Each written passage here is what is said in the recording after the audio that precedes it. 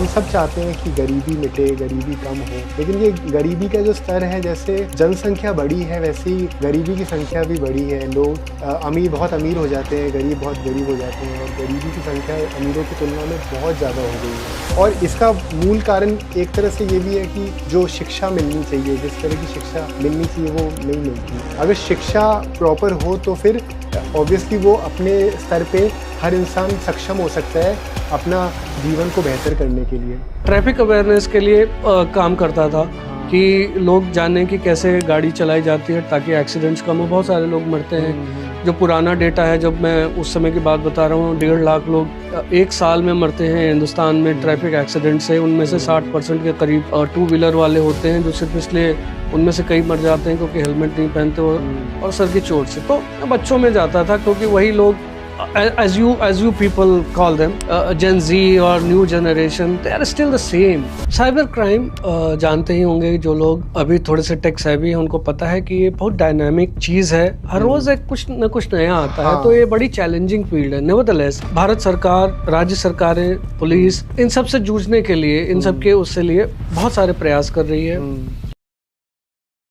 नमस्कार दोस्तों, welcome to यूथक्वेक। ये जो हमारा पॉडकास्ट चैनल है, ये इसका सिंपल मंत्रा ये है कि discipline is greater than motivation. इस मंत्रा के साथ ही हमने ये चैनल शुरू किया है और हम कोशिश यही करते हैं कि हम ऐसे गेस्ट को बुलाएं जो इस एग्जाम्पल को काफ़ी सूट करते हैं। ऐसे ही हमारे साथ आज के एक गेस्ट हैं जिन्होंने अपने डिसिप्लिन से, अपनी मेहनत से एक नाम बनाया है और हमारी सरकार के लिए बहुत अच्छा काम कर रहे हैं। इनका नाम है मयंक श्रीवास्तव जी। ये अभी IG ग्रेड में है, दिल्ली पोस्टेड हैं और इन्होंने IPS क्लियर किया था 2005 में। ये बिलोंग करते हैं इलाहाबाद को, जो कि हमारे अमिताभ बच्चन जी भी वहीं से बिलोंग करते हैं। तो हमें कहीं ना कहीं ऐसा लगने लग गया है कि इलाहाबाद से सारे ब्राइट माइंड निकलते हैं। इसके अलावा अभी ये रिसेंटली खेलो इंडिया वाले ग्रुप से जुड़े हुए हैं, जो कि एक इनिशिएटिव है सरकार की तरफ से उन युवाओं को आगे बढ़ाने के लिए स्पोर्ट्स के क्षेत्र में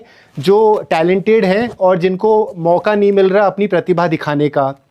तो अब हम ज़्यादा इंतज़ार नहीं करेंगे और सीधे बात करेंगे मयंक जी से। Welcome Mayank ji. Thank you so much Vishal. Thank you, आपने हमारा इनविटेशन एक्सेप्ट किया and it is an honour to have you in our podcast channel because you being a public servant are doing a lot of good efforts to make our country proud.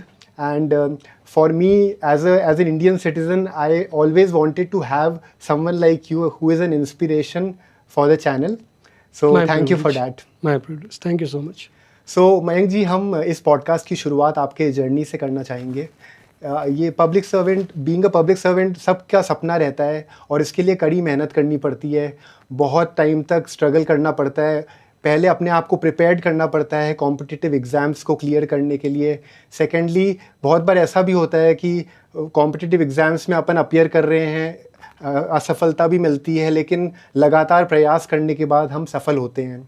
तो थोड़ा सा आप ये बताएं कि इस क्षेत्र में आने का आपका इंस्पिरेशन कौन बने हैं और क्या आप हमेशा से इस लाइन में आना चाहते थे, और ओवरऑल आप जब ये क्लियर किए तो आपकी फैमिली ने इस चीज़ को किस तरह से रिस्पॉन्ड किया, इस सफलता को?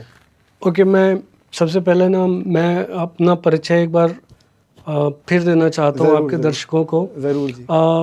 मयंक श्रीवास्तव हूँ मैं और IPS हूँ। 2006 बैच है मेरा। जो एग्ज़ाम ईयर होता है वो 2005 है। हाँ जी। और मेरा कार्डर है, हम लोग को कार्डर अलॉट होता है ऑल इंडिया सर्विस में, तो मेरा कार्डर छत्तीसगढ़ है। हाँ जी। और मैं बिलोंग करता हूँ इलाहाबाद को, उत्तर प्रदेश से, जो कि कुंभ नगरी है और आपने जैसा बताया कि अमिताभ बच्चन जी की भी नगरी है। और साथ ही साथ मैं अभी एक डेपुटेशन पे हूँ स्पोर्ट्स अथॉरिटी ऑफ इंडिया में और deputy director general Khelo India के पद पे हूँ। हाँ जी। तो coming back to your question, जहाँ तक उसकी बात है कि मैं क्यों बनना चाहता था, क्या इंस्पिरेशन थी। दरअसल मैं एक ऐसी जगह से हूँ, जो मैंने बताया आपको, एक परिचय भी मैंने इसीलिए दोबारा दिया क्योंकि मैं इलाहाबाद का हूँ और इलाहाबाद एक ऐसी नगरी है, उसी भारत के जो 4 सबसे पुराने विश्वविद्यालय हैं, यूनिवर्सिटीज़ हैं, उनमें से चौथी सबसे पुरानी इलाहाबाद विश्वविद्यालय है। लाहौर इससे पहले का होता, लेकिन लाहौर चूंकि अब पाकिस्तान चला गया। तो मुंबई, कोलकाता और चेन्नई के बाद इलाहाबाद विश्वविद्यालय बना। तो बहुत पहले से एक स्टडी सेंटर रहा है। और उस समय जब अंग्रेज़ों के टाइम ये बहुत बड़ा, पहले यूनिवर्सिटीज़ कम हुआ करती थी, तो समहाउ कुछ ऐसा हुआ कि इलाहाबाद यूनिवर्सिटी और की वजह से बहुत बड़ा सेंटर बन गया। नॉर्थ इंडिया में, ईस्ट इंडिया के लोग भी आते थे। तो वहाँ पे पब्लिक सर्विसेज का, पर्टिकुलरली यूपीएससी और यूपीपीएससी और अन्य ऐसे एग्जाम्स का बहुत क्रेज था। तो हम लोग बचपन से वही देखते आ रहे हैं। इलाहाबाद में जब आप निकलोगे बाहर तो ऐसा लगेगा कि नहीं, यहाँ पे मतलब स्टूडेंट्स के अलावा शायद ही कोई और रहता हो। स्टूडेंट्स, वकील और बाबू, तीन ही तरह के लोग वहाँ दिखते हैं। तो इतना ज़्यादा वहाँ पे क्रेज़ है कि आपको बचपन से लगता है कि यार ये बंदा पढ़ रहा है, ये जीएस पढ़ रहा है, इसको इतना पता है। आपको आपके अंदर एक जनरल क्यूरियोसिटी, एक जनरल एक जिज्ञासा होती है, तो आपको लगता है कि यार ये हमें भी जानना चाहिए। तो बचपन से थोड़ा सा ओरिएंटेड थे कि ओके जनरल स्टडीज़ में क्या है, कहाँ पे क्या होता है। और जब धीरे धीरे बड़े हुए तो लोगों को देखा, जो लोग सक्सेसफुल होते हैं उनके साथ कितनी रिस्पॉन्सिबिलिटी, कितनी अकाउंटेबिलिटी और कितना स्टेटस जुड़ जाता है। तो इन सब चीज़ों ने बचपन से ही एक माहौल बना के रखा कि यार civil services is something which you should go for.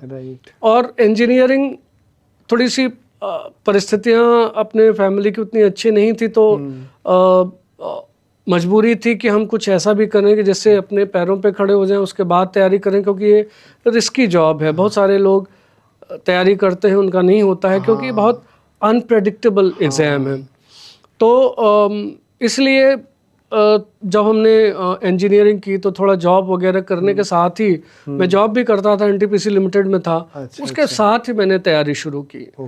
और मतलब वो एक चाह थी कि जो ये पद मिलते हैं इसमें, जो सिविल सर्विसेज में आने के बाद, वो ऐसे पद होते हैं जो ब्यूरोक्रेटिक सर्कल या एडमिनिस्ट्रेटिव सर्कल में आप बोल सकते हैं कि वो पद हैं जिसपे आपके पास करने को बहुत कुछ है। एक आम आदमी की जिंदगी को संवारने और अगर आप बुरे हैं तो बिगाड़ने के दोनों की अपॉर्चुनिटी है। तो ये जो इसके साथ जो कंस्ट्रक्टिविटी जुड़ी है, जो क्रिएटिविटी जुड़ी है, जो रचना का संसार जुड़ा है, उसने मुझे प्रेरित किया कि मैं इस जॉब की ओर जाऊं।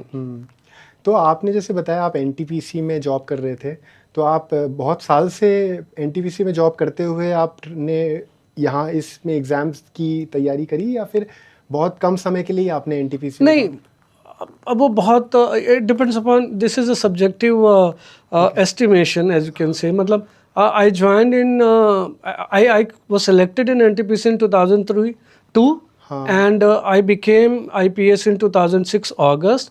So nearly 4 years or 3 years I have worked in NTPC. Okay. तो इस तरह से तो और डिफ़िकल्ट हो जाता है जॉब के साथ पढ़ाई करना। तो आपकी तैयारी एनटीपीसी को ज्वाइन करने से पहले भी आपने इसके लिए आपने तैयारी करी थी, या? जैसा मैंने आपको बताया कि एक इलाहाबादी बच्चे का जो दिमाग है वो ऑलरेडी ओरिएंटेड रहता है। एक बचपन से वो देख रहा है लोगों को करते हुए, तो आप बड़े अवेयर रहते हैं कि अच्छा, उदाहरण के लिए कि अच्छा उधर सुनामी आई तो सुनामी क्या होती है, एक खुद ही क्यूरियोसिटी रहती है कि यार देखा जाए, अगर आप अवेयर उसमें हैं। और तो पर प्रॉपर तैयारी अगर बोलेंगे तो मतलब ये तो ये हो गया कि एक कैजुअल आपका एक इंटरेस्ट है कि आप देख रहे हो चीज़ों को। लेकिन अगर प्रॉपर तैयारी बोलें तो प्रॉपर तैयारी तो मैंने तभी स्टार्ट की जब मैं एनटीपीसी की जॉब में आ गया। तो आपने कितनी बार अटेम्प्ट दिए उसके बाद क्लियर? मैं एनटीपीसी में ज्वाइन करने से जस्ट पहले मैंने एक मेंस दिया था, और 2003 का मेंस रहा होगा वो, अब बहुत टाइम हो गया मुझे उतना ध्यान नहीं है, 4 और 5 आई थिंक मैंने ये 3 मेंस दिए थे, 3, 4, 5। ओके। तो आप हमेशा से मयंक जी क्योंकि जब अपन कॉम्पिटिटिव एग्जाम्स की तैयारी करते हैं तो बहुत सारे रास्ते खुलते हैं, क्योंकि पब्लिक सर्वेंट आईपीएस में भी होता है, और फिर अलग अलग रोल भी मिल सकते हैं, अलग अलग जगह भी। तो आप स्पेसिफिकली आईपीएस में ही जाना चाहते थे, या आपका ऐसा था कि आपको ये क्लियर करके एक पब्लिक सर्वेंट के तौर पे काम करना है? नहीं, जनरल हम लोग का एटीट्यूड, मैं सबके लिए क्यों बोलूँ, मेरा एटीट्यूड ये था कि एक पब्लिक सर्वेंट की भूमिका के लिए अपने आप को मैंने तैयार रखा था। हाँ, जनरली हम लोग चाहते हैं कि वो भूमिका जितनी बड़ी हो सके, हाँ, जितनी बृहद हो सके, जितनी रचनात्मकता के अवसर हों उसमें, और टू बी वेरी फ्रैंक और प्रैक्टिकल स्तर पे जितना स्टेटस के वो हो सके उस हिसाब से लोग अपना फैसला करते हैं। थोड़ी सी अभिरुचियाँ भी होती हैं लोगों की, हाँ, तो बहुत सारे लोग अपने अपनी अभिरुचियों के अनुसार भी वो देते हैं। हाँ, तो उसे मैं भी एक जनरल उसमें आईपीएस मेरी सेकंड प्रेफरेंस थी, आईएएस मेरी पहली प्रेफरेंस थी, राइट, और इस तरह से था। राइट। सो मैं जितना समझ पाता हूँ कि भगवान ने हमें एज लाइक नेचर ने जिस तरह हमें बनाया है, हम जिस तरह की सोच रखते हैं, हम जिस इंडस्ट्री में जाते हैं, जहाँ पे हम जाते हैं, कहीं ना कहीं भगवान ने हमें उस तरह का माइंडसेट दिया होता है, उस तरह की क्वालिटीज़ हम में ऑलरेडी होती है, तब हम उस क्षेत्र को चुनते हैं। तो अब जैसे एज अ आईपीएस ऑफिसर एक बोल्ड पर्सनालिटी, एक कॉन्फिडेंट पर्सनालिटी, एक बेबाक निडर पर्सनालिटी ज़रूर आती ही है, और वो कुछ लोगों में तो वो over a period of time आती है, लेकिन कुछ लोग इस चीज़ के साथ पैदा होते हैं, और कुछ लोगों में एक बात ये भी आती है कि वो गलत चीज़ों को बर्दाश्त नहीं कर सकते, they always have a stand to take. तो जब आईपीएस ऑफिसर या पुलिस डिपार्टमेंट की बात आती है तो ये क्वालिटीज़, ऐसा फीलिंग आता है कि वो सब क्वालिटीज़ इनबिल्ट होंगे उन अफसर पे। तो क्या बचपन से आपके अंदर वो क्वालिटीज़ आप देख पाते थे? ऐसा कुछ आप अपने आप में क्योंकि आपने जैसा बताया वहाँ का माहौल ऐसा होता है कि एक स्पिरिचुअल तो है ही, एजुकेशन हब भी है कि आप वहाँ पे हो तो जनरल नॉलेज तो आपकी बेहतर हो ही जाती है। तो ऐसे माहौल में क्या आपको ऐसा लगता था कि आप बचपन से आप थोड़े डिफरेंट हैं, इन द सेंस कि आप में कुछ देश के लिए कुछ करने की चाह थी, ऐसा कुछ? देखिए, ये सब चीज़ें, बिहेवियरल चीज़ें थोड़ी कॉम्प्लेक्स मैं मानता हूँ। अच्छा, ये इतनी स्ट्रेट फॉरवर्ड नहीं है, इतनी ब्लैक एंड वाइट में नहीं है। हाँ, और मुझे उस थियरी में यकीन नहीं है कि जो बंदा है वो इनेट क्वालिटीज़ हैं उसमें जन्म से हैं और बनाई नहीं जा सकती। मैंने लोगों को ट्रेनिंग के बाद, परिस्थितियों के बाद बनते बिगड़ते देखा है। अब चूंकि मैं सर्विस में ही लगभग 20 साल हो गए और काम करते करते बहुत साल हो गए, तो मुझे नहीं लगता है कि मैं ये नहीं कह सकता कि बचपन से मेरे अंदर रही होंगी। आप जब इस तरह की सर्विसेज में आते हैं जिनको हम निश्चित रूप से भारत की बहुत प्रीमियर सर्विसेज बोल सकते हैं। हाँ जी। फॉर एग्जांपल, मैंने शायद ही आईपीएस बनने से पहले किसी से लड़ाई की होगी। अच्छा। बट अब मुझे सर्विस में आने के बाद और छत्तीसगढ़ का ऑर्डर, मुझे बंदूक भी संभालनी पड़ी, मुझे गोली भी चलानी पड़ी और मुझे लोगों को मारना भी पड़ा। तो मतलब ये ट्रेनिंग का असर है। ये प्रीमियर सर्विसेज आपको इस तरह की ट्रेनिंग देती हैं, आपको जो आपका रोल है उसके लिए आपको तैयार करती हैं। तो आप चाहे जैसे भी हो, आपके बस अंदर सीखने की लगन हो, आपको आपके अंदर बस अपने आप को ढालने की लगन हो, आपके अंदर जिद नहीं हो कि आप जैसे हैं सही हैं, तो फिर आपको ये तैयार कर देंगे आपको आपके रोल के लिए। तो मतलब कोई ज़रूरी नहीं कि आप बचपन से बहुत बड़े लीडर रहे हो तभी आईएएस बन पाएंगे। नहीं, आपके पास एक कॉमन सेंस है, आपके पास एक अवेयरनेस है, एक क्लैरिटी है। आपने एग्जाम क्वालिफाई किया, बाकी सरकार का जो ट्रेनिंग प्रोग्राम है वो काफ़ी लॉजिकल है, आपको उन लीडरशिप रोल्स के लिए, आईएएस के लिए, आईपीएस के लिए वो ये इसमें तैयार कर देता है। वैसे मयंक जी, ऐसा जब आपने ये क्लियर किया था आईएएस के एग्ज़ाम्स, आईपीएस के एग्ज़ाम, तो फिर उस ज़माने में हमारे जो हीरोज़ होते थे वो लेजेंडरी होते थे। महात्मा गांधी जी एग्जाम्पल होते थे, भगत सिंह जी होते थे। वो उस तरह के एग्जाम्पल्स को देख के हम आगे बढ़ते थे, वो हीरोज़ हमारे हुआ करते थे। अब 2025 आ गया है जहाँ पे हीरोज़ की परिभाषा बदल गई है। लोग उन लोगों को भी फॉलो करते हैं जिनके फॉलोअर्स ज़्यादा हैं, जिनका व्यक्तित्व उतना शानदार नहीं था जितना भगत सिंह जी का था, वैसे हीरोज़ का था। तो कितना बदलाव आप देख पाते हैं इस चीज़ में, इस ज़माने में जिस तरह की तैयारी होती है, लोगों की सोच किस तरह बदल रही है, जो अपीयर कर रहे हैं, जो एस्पिरेंट्स हैं जो अपीयर कर रहे हैं इस चीज़ के लिए, और वो लोग जो फॉलो कर रहे हैं, जिन चीज़ों को फॉलो करके वो अपना प्लान बनाते हैं कि वो इस फील्ड में आएंगे, और पहले के आपके टाइम में जब आप लोग के इस तरह के हीरोज़ होते थे, एक तो ये कि ये क्या बदलाव आ रहा है यूथ में, क्या वो सही डायरेक्शन को फॉलो कर रहे हैं, लीड कर रहे हैं, और क्या बदलाव इस तरह आ रहा है कि एग्ज़ाम्स की जो तैयारी होती हैं तो अब वो डिफ़िकल्ट हो गया है या उस ज़माने में ज़्यादा डिफ़िकल्ट था? देखिए, मेरा ये मानना है, एक कॉन्सेप्ट है जर्मन में, उसको गाइस्ट बोलते हैं, GEIST, आई मीन प्रोनाउंस शायद गाइस्ट या जाइस्ट जैसा होगा। हाँ। हर समय की अपनी एक गति होती है, हर काल की। हाँ जी। हर काल की एक गति होती है, हर काल के अपने फैशन होते हैं, हर काल का अपना एक मोटिवेशनल यूनिवर्स होता है। हर काल के आइकॉन्स का एक अलग वो होता है, जो क्या बोलें कि उनका आकार प्रकार होता है। तो आप अगर किसी काल के हैं, वो काल न सही है न गलत, मेरा ये मानना है। हम पिछले काल के हिसाब से इस काल को जज करें तो मुझे नहीं लगता ये सही है। इस काल में अगर मैं फॉर एग्जांपल जीन्स पहन रहा हूँ, जो कि 1940 से पहले नहीं पहनी जाती थी, तो जीन्स पहनना गलत है या सही है, I shouldn't be commenting on that. ये इस काल का गाइस्ट है। तो सही गलत पे तो मैं टिप्पणी नहीं करना चाहूँगा, क्योंकि ये काल जैसा है, सब लोग उसी हिसाब से चल रहे हैं। और हमें भी उसी हिसाब से चलना है। I mean whatever we are, however old और however young we are. दूसरी चीज़ ये है कि जो आइकॉन्स थे, हम जिनको देखते थे, मुझे लगता है कि ये बहुत जल्दबाजी है कहना कि अब महात्मा गांधी या भगत सिंह आइकॉन्स नहीं है या लोग उनको नहीं देखते हैं। It's just about reading them. हम लोग के पास अपॉर्चुनिटी ज़्यादा थी उनको पढ़ने की। और हम लोग के पास अपॉर्चुनिटी ज़्यादा थी। फिल्में भी ऐसी बन जाया करती थी कि आपको, हाँ, you are constantly exposed to ideologies of Mahatma Gandhi और भगत सिंह और people like them। और चूंकि हम लोग तो सिविल सर्विसेज की तैयारी करते हैं, हम लोग तो ancient, medieval and modern history सब पढ़ते हैं, तो हम सब ऐसे आइकॉन्स को जानते रहते हैं।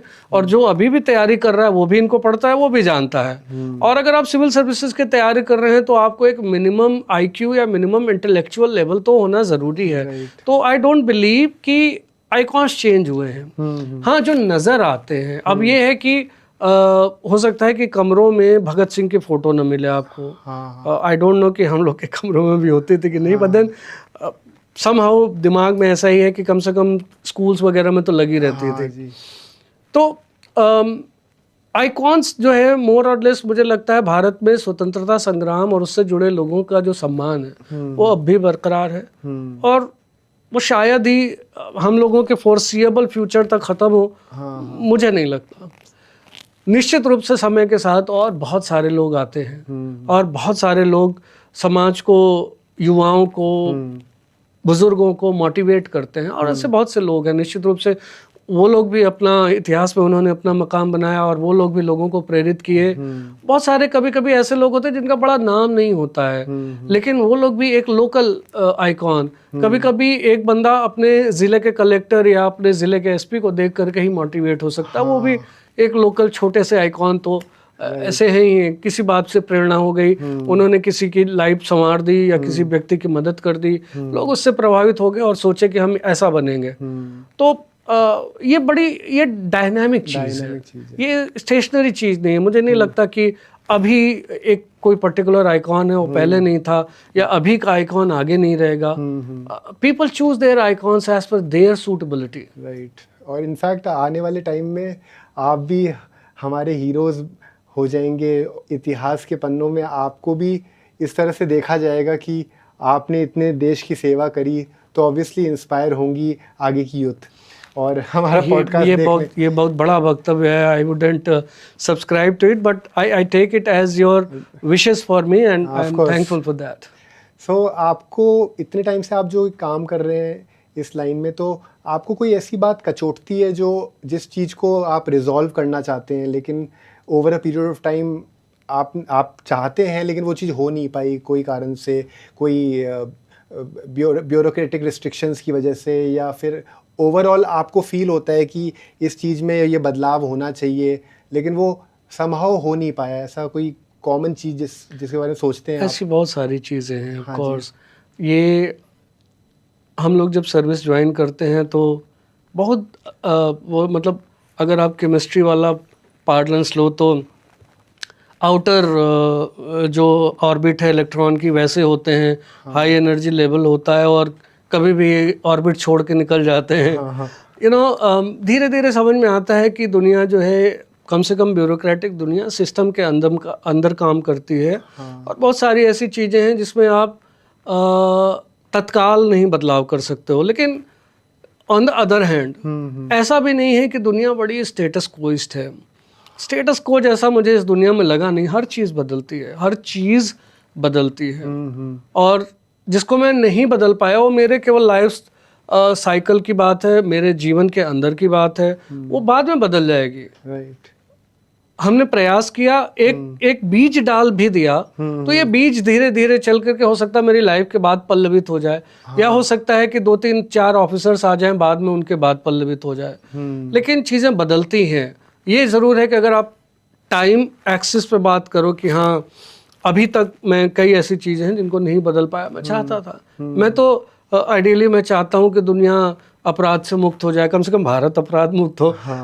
ऑब्वियसली नहीं हुआ और होगा बहुत कम चांसेस हैं, नील चांसेस इनफैक्ट। मैं चाहता हूँ कि अब चूंकि स्पोर्ट्स अथॉरिटी ऑफ इंडिया में आ गया हूँ और मैं पहले से भी स्पोर्ट्स बफ रहा हूँ, तो मैं बचपन से चाहता हूँ कि इंडिया पहले 5 देशों में हो जो ओलंपिक में मेडल्स जीतते हैं। अभी वो नहीं हो पाया है, हम प्रयास कर रहे हैं, देखते हैं कि कब होता है। यू नो ये तो मतलब हजारों ख्वाहिशें ऐसी कि हर ख्वाहिश पे दम निकले वाली स्थिति है।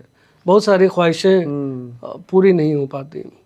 मेरे साथ भी यही स्थिति है। हाँ, लेकिन एक बात ज़रूर हम हमेशा हर नागरिक के मन में आती है कि हम सब चाहते हैं कि गरीबी मिटे, गरीबी कम हो। लेकिन ये गरीबी का जो स्तर है, जैसे जनसंख्या बढ़ी है वैसे ही गरीबी की संख्या भी बढ़ी है। लोग अमीर बहुत अमीर हो जाते हैं, गरीब बहुत गरीब हो जाते हैं और गरीबी की संख्या अमीरों की तुलना में बहुत ज़्यादा हो गई है। तो इस क्षेत्र और इसका मूल कारण एक तरह से ये भी है कि जो शिक्षा मिलनी चाहिए, जिस तरह की शिक्षा मिलनी चाहिए वो नहीं मिलती। अगर शिक्षा प्रॉपर हो तो फिर ऑब्वियसली वो अपने स्तर पे हर इंसान सक्षम हो सकता है अपना जीवन को बेहतर करने के लिए। तो आप अपने अनुभव से एक बात ये ज़रूर बताइए कि क्या ऐसी क्या चीज़ कर सकते हैं हम कि ये चीज़ में बदलाव आए शिक्षा के मामले में और अपनी गरीबी को कम करने के मामले में। वेल अभी जिस तरह से हिंदुस्तान को जैसे हम लोग देख रहे हैं बचपन से, हम अभी भी बोलेंगे कि एक ट्रांजिशन पीरियड होता है, एक संक्रमण काल होता है। और भारत मुझे लगता है कि कई क्षेत्रों में संक्रमण काल से ही गुजर रहा है। और इकोनॉमिक जो क्षेत्र है, आर्थिक क्षेत्र, वो वैसा ही है। सांस्कृतिक क्षेत्र भी मुझे वैसा ही लगता है। हम लोग बहुत बदलाव देख चुके हैं। आप संभवतः वो बदलाव नहीं देखे इसलिए गरीबी बढ़ रही है वाला वक्तव्य दे रहे हैं। मैंने गरीबी को कम होते देखा है। अच्छा। तो वो पर्सपेक्टिव की बात है। उदाहरण के लिए मैं आपको बताऊं, और जो लोग आर्थिक क्षेत्र में रुचि रखते हैं, 1991 में जब सरकार आई और उन्होंने भारतीय इकोनॉमी को ओपन अप किया, उसके बाद से एक आर्थिक उद्धार का दौर शुरू हुआ। और ये उस समय हम लोग बहुत छोटे थे, ये 90s की बात है।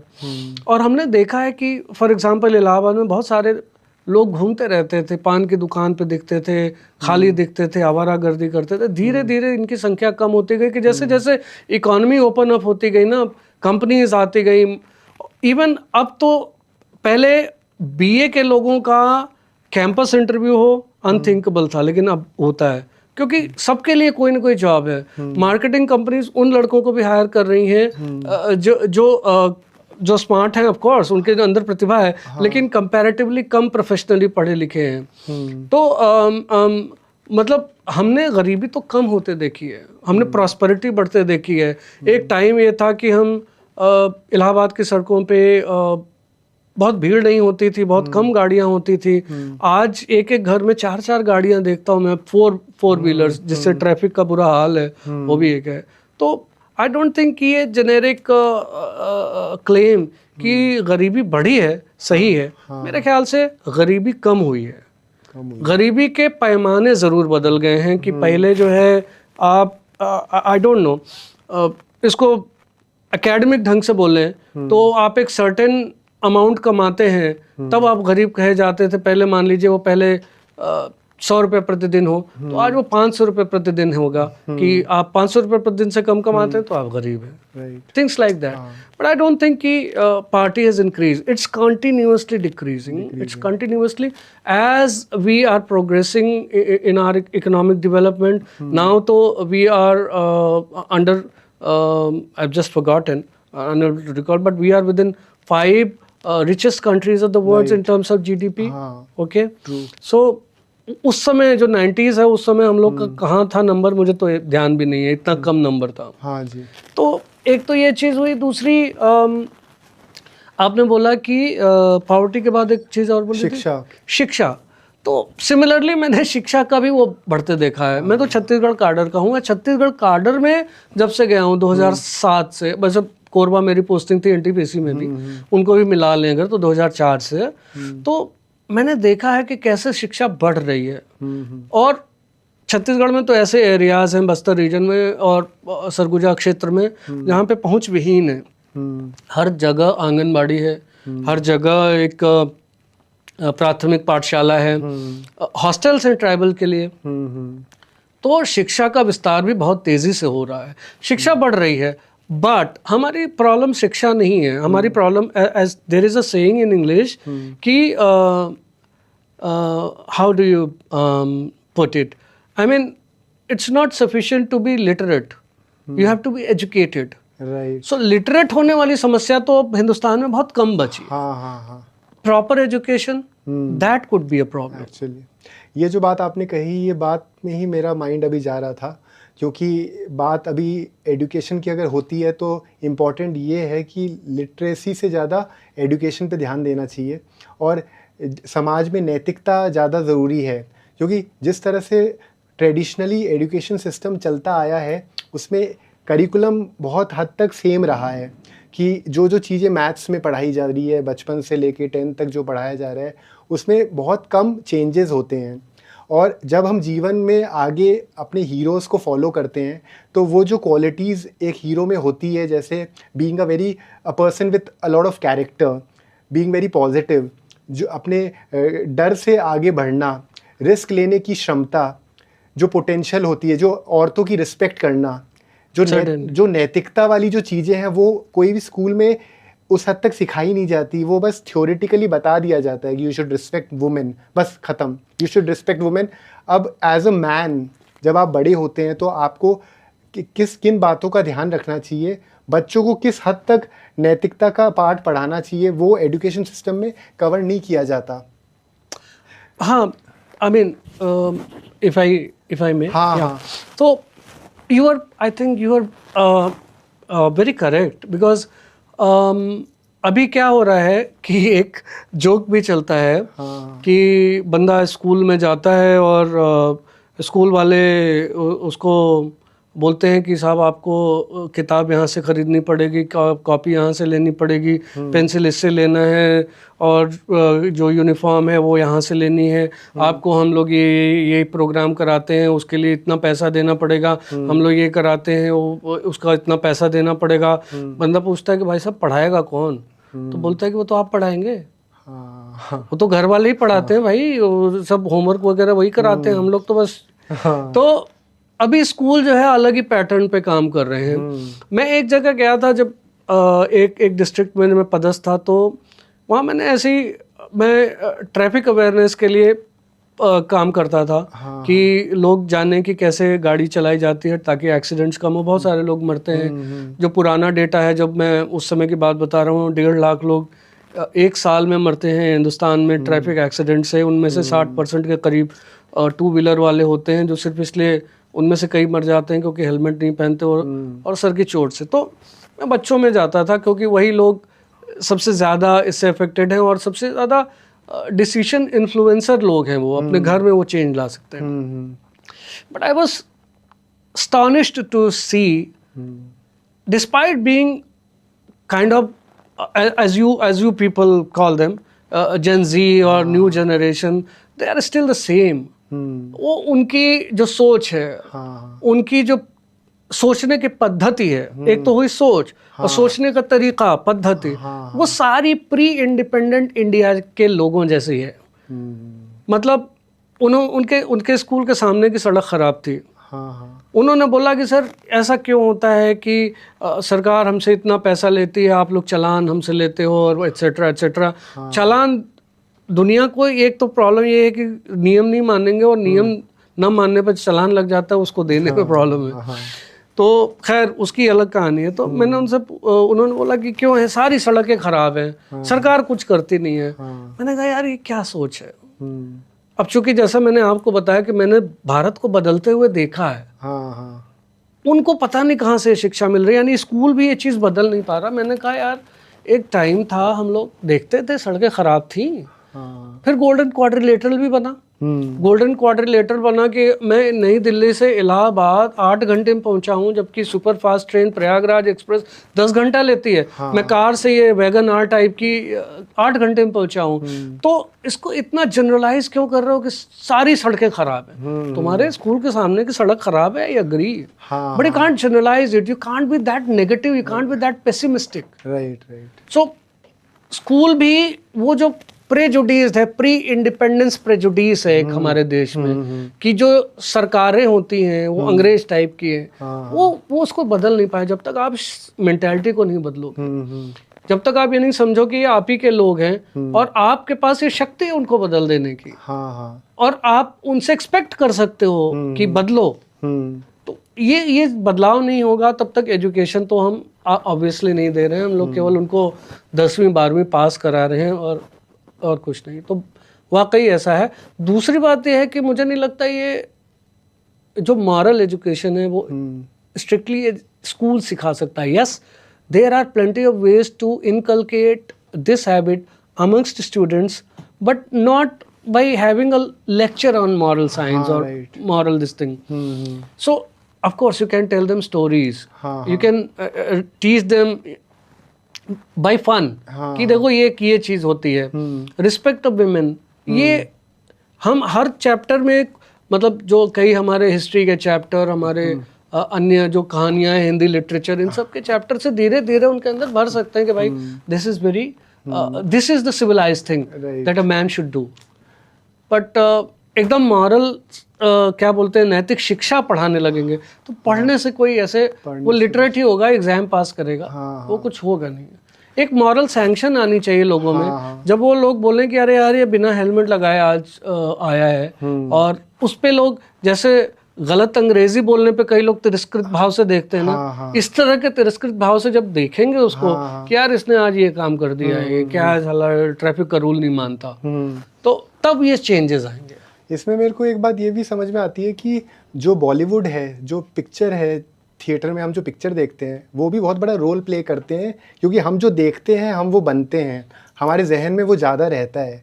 और जिस तरह की पिक्चरें इतिहास में बनती आई हैं वो ज़्यादा एंटरटेनमेंट को लेके जागरूक रहे हैं, लेकिन शिक्षा को लेके नहीं है। तो इसमें थोड़ा सा और अवेयरनेस उनके तरफ से और इन्फॉर्म्ड तरीके से, और उनसे एक्सपेक्टेशन बढ़ जाती है, क्योंकि अब ज़माना इतना आगे बढ़ रहा है और हमारे नरेंद्र मोदी जी, सम्माननीय मंत्री जी इतना काम कर रहे हैं, इतना मेहनत कर रहे हैं। तो हम सब चाहते हैं कि, क्योंकि जो मुहिम में उन्होंने काम किया है वो मुहिम बहुत डिफरेंट रही है, तो हम भी चाहते हैं एज अ सिटीज़न हम भी योगदान दें। फिर जब हम देखते हैं कि इतना हेल्पलेसनेस है, बेबसी है, और वो भी क्यों, क्योंकि हमने इस सिस्टम को बदलने की थोड़ी सी भी कोशिश नहीं करी। प्रॉब्लम मयंक जी सबसे ज़्यादा तब आ जाती है जब हम हेल्पलेस होते हैं, कि बेबस हो रहे हैं कोई चीज़ को करने के लिए, हालांकि हमारे पास वो सिस्टम है। लेकिन आप भी समझते ही हैं कि हम लोग नियमों से घिरे हुए हैं, हम अपने संविधान से जुड़े हुए हैं, तो जो संविधान के अंदर है हम उस दायरे में ही काम करते हैं।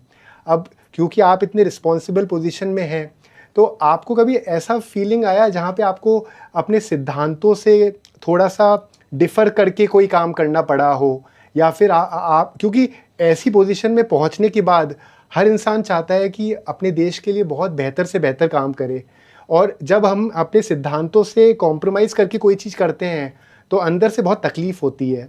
तो कभी ऐसा जीवन में आपकी कोई परिस्थिति आई जहाँ पे ऐसी कोई विडंबना में आप आए हो, जहाँ पे आप अपने जो आप सोचते हैं, जिस विचारधारा किसके आप हैं, उस हिसाब से आप काम नहीं कर पाए, क्योंकि हमारा कॉन्स्टिट्यूशन से हम घिरे हुए हैं, जो लॉ एंड ऑर्डर है हमें उसको फॉलो करना है। ऐसा कभी हुआ है आपके साथ?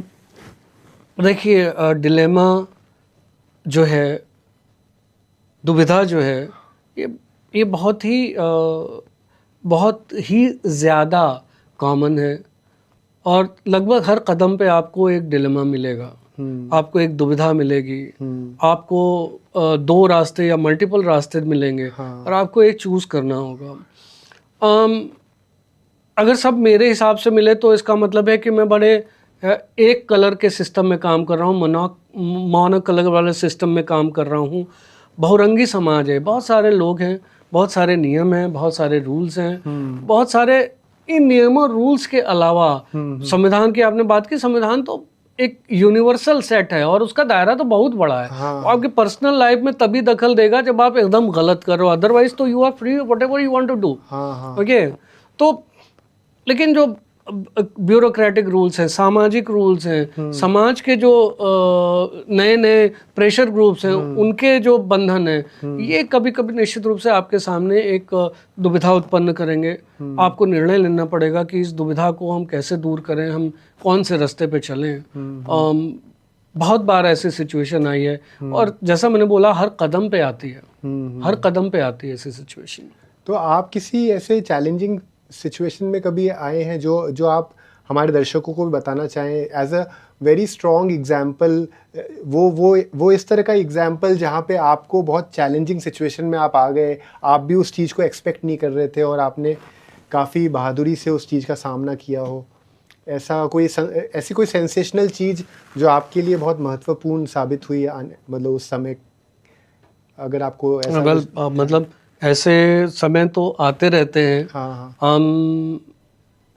और धीरे धीरे समय के साथ अब हम लोग शायद इतने पुराने हो गए हों कि छोटी मोटी दुविधाएं और जिसको हम एनकाउंटर करते रहते हैं, बड़ी कॉमन प्लेस हो जाती हैं, बड़ी साधारण सी हो जाती हैं, क्योंकि वो मिलती रहती हैं। वो है ना कि रंज से खुगर हुआ इंसान तो मिट जाता है रंज टाइप की स्थिति है। अभ्यस्त हो जाता है आदमी दुख का, तो दुख उसे वो रोजमर्रा की चीज लगने लगती, टाइप की स्थिति है।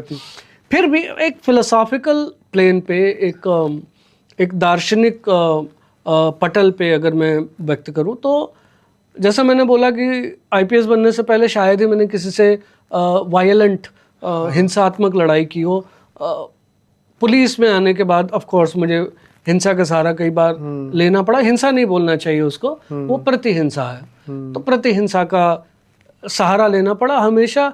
शुरू में इसने बहुत एक दार्शनिक द्वंद्व मेरे मस्तिष्क में निश्चित रूप से इसको जन्म दिया। मैंने उस पर एक कहानी भी लिखी, एक स्क्रिप्ट भी लिखी है। अच्छा। कभी अगर आई तो उसको देखा जाएगा जरूर। परंतु जब आप पहली बार हिंसा के अतिरेक में आते हो, प्रतिहिंसा के अतिरेक में, तो आप अंदर ही अंदर चूसते हो कि यार आज तक मैंने ऐसा किया नहीं है। मैंने शायद ही किसी पे हाथ उठाया हो। और अब ऐसा करना पड़ रहा है। तो वो आपको एक दार्शनिक और कुछ हद तक नैतिक द्वंद्व आपके सामने प्रस्तुत करती है। परंतु जैसा मैंने बताया कि हम लोग की एक ट्रेनिंग होती है, और वो ट्रेनिंग है ड्यूटी की। तो जो आपके जो कर्तव्य है ना, आपके कर्तव्य का बोध आपको आगे ले जाता है कि नहीं, समाज के हित में ये जरूरी है। समाज के हित में प्रतिहिंसा आवश्यक है, क्योंकि यदि हम एक जगह प्रतिहिंसा करते हैं, एक स्थान पे करते हैं, एक व्यक्ति के लिए करते हैं, तो हम 140 करोड़ लोगों के लिए सुरक्षात्मक वातावरण का निर्माण कर रहे हैं। राइट। तो कर्तव्य बोध आगे ले जाता है। तो ऐसा कोई इंसिडेंट आपको ध्यान आता है जो कि आपको लगा कि ये मोमेंट तो मैं हमेशा ज़िंदगी भर याद रखूँगा? कोई फाइट की बात या फिर कोई ऐसी बात जो आपको भी बहुत ही यूनिक एक्सपीरियंस रहा आपके लिए, कोई स्पेसिफिकली कुछ? मैं छत्तीसगढ़ काडर का हूँ, और आप जानते ही हैं कि वो किस हिंसा के दौर से गुजर रहा है। और बेवजह कुछ लोगों को बरगला करके, जो कि बहुत सीधे लोग हैं, उनको बरगला करके एक हिंसा का दौर 1980 से छत्तीसगढ़ में चलाया जा रहा है। हम लोगों के पास ये जिम्मेदारी थी कि हम उस दौर को ख़त्म करें, और काफ़ी अब बहुत सफल है छत्तीसगढ़ पुलिस उस मामले में। और उसमें बहुत सारी चीज़ें हुई। हम लोगों ने बहुत जंगल में, बहुत दुरूह परिस्थितियों में, बहुत ही ऑड टाइम में, बहुत ही इंक्लेमेंट वेदर में, बहुत ही दूर दूर तक पैदल चल करके ऑपरेशंस किए हैं। 80 किलोमीटर, 100 किलोमीटर, 120 किलोमीटर, और सारे यादगार हैं। मतलब उनको क्या बताएं कि वो लड़ाइयाँ, वो फायरिंग, समय कहीं पे भी जान का खतरा। आप बहुत ज़्यादा गाड़ियों का इस्तेमाल भी नहीं करते हैं, बहुत सारी चीज़ें हैं उसमें। तो वहाँ पे बहुत सारी स्मृतियाँ हैं। दुखद स्मृतियाँ ज़्यादा हैं, क्योंकि जो व्यक्ति सुबह आपके साथ हंस रहा था, शाम को अचानक से पता चलता है कि एक लैंड माइन ब्लास्ट में उसकी वो शहीद हो गया। और आप इस तरह की परिस्थितियों को हमेशा फेस करते हो। न भूलने लायक बहुत सारी चीज़ें हैं। मैं यहाँ पे बताएंगे तो बहुत छोटी हो जाएंगी। मैं उन पे एक, जैसा मैंने बताया, स्क्रिप्ट भी लिखी, और बहुत सारी चीज़ें भी बाहर आएंगी उसमें। अच्छा, बढ़िया। अच्छा है कि हमारे ऑडियंस भी उस चीज़ को पढ़ पाएंगे, आपके अनुभव को पढ़ पाएंगे किताब के ज़रिए। लेकिन हर इंसान फ्रीडम चाहता है, हर इंसान चाहता है कि वो अपनी ज़िंदगी को जितना फ्रीडम से जी पाए। उसके लिए सबसे बड़ी अगर कोई गिफ्ट है तो वो फ्रीडम ही है, मैं जितना समझ पाता हूँ। और कितने लोग हैं जो नौकरी करते हैं और एक रोबोटिक ज़िंदगी जीने लग जाते हैं कि सुबह उठे, उन्होंने काम किया, फिर घर गए। कोई मोनोटोनस हो जाता है, कोई उनमें उस काम में उनको कोई आकर्षण नहीं दिखता है। लेकिन भगवान की कृपा से जो लोग पब्लिक सर्वेंट हैं या फिर जो क्रिएटिव वर्ल्ड में हैं, उनको फिर भी एक फ्रीडम की अनुभूति होती है जिस तरह से वो अपना काम करते हैं। लेकिन एक तरफ वो फ्रीडम है और दूसरी तरफ ये भी है कि उनको फ्रीडम इस तरह से नहीं है कि वो एक आम आदमी की ज़िंदगी नहीं जी पाते। तो ये दोनों तरफ से कॉन्ट्रडिक्ट हो जाता है। तो ये जो बैलेंस आप करते हैं, जिसमें आपको अपनी ड्यूटी के साथ एकदम आपको लॉयल रहना है और आप अपने कैरेक्टर के साथ, अपने विजन के साथ, अपनी पर्सनालिटी के साथ आपको एकदम क्लियर रहना है वाइल परफॉर्मिंग योर ड्यूटी, ये कितना मुश्किल हो जाता है डेली बेसिस पे। क्योंकि ज़िंदगी, अपन सब एक ह्यूमन बीइंग हैं। ये भगवान की बात है, यूनिवर्स ने आपको चुना इस रोल के लिए, तो आप इस रोल में आ गए। लेकिन एज ए ह्यूमन बीइंग हर इंसान चाहता है कि वो एक फ्रीडम वाली ज़िंदगी जिए। इतनी हर समय एक माइंडसेट के साथ उनको एक परफॉर्मिंग के तरीके से नहीं ज़िंदगी जीनी पड़े। एक टाइम के बाद वो फीलिंग आ ही जाती है। तो कभी ऐसा हुआ है कि ये आपके लिए बड़ा मुश्किल हुआ कि इस चीज़ को कंटिन्यू करना डिफ़िकल्ट हो गया, ये एक रोल को लंबे समय तक प्ले करना? ऑब्वियसली मुश्किल तो होता ही है। वो उन्हीं दुविधाओं की सीरीज़ का एक पार्ट है। अच्छा। निश्चित रूप से आपको ऐसे अवसर आते हैं। हाँ। आप सोचते हैं कि यार इसको बदला जाए। हाँ जी। और आप बदल नहीं पाते हैं। बहुत बार ऐसे अवसर आते हैं, हमें लगता है कि यार नहीं, कुछ और किया जाए। हाँ। परंतु आप नियमों में बंधे हैं और आप ऐसे उसमें बंधे हैं कि आपको किस पोजीशन पे रखा गया है, क्या किया गया है। तो आपकी बात सही है। हाँ। एक आज़ादी भी एक तरह की कॉन्फ्लिक्ट पैदा करती है। और वो आज़ादी आपको मजबूर करती है सोचने के लिए कि नहीं यार, अब हमें ज़्यादा दिक्कतें हैं, अब हमें ज़्यादा रिस्ट्रिक्शंस हैं, हमारे पास आज़ादी कम है। जबकि आपने जो पर्सपेक्टिव आज मुझे दिया, मुझे लगता है कि अब मैं अगर आपके परिप्रेक्ष्य से सोचूं तो एक्चुअली वो आज़ादी है कि मैं एक जगह से दूसरी जगह, दूसरी जगह से तीसरी जगह, एक काम से दूसरा काम, दूसरे काम से तीसरे काम की जो नवीनता है वो हमेशा मेरे उसमें है, कह लें कि हमारे रीच में है।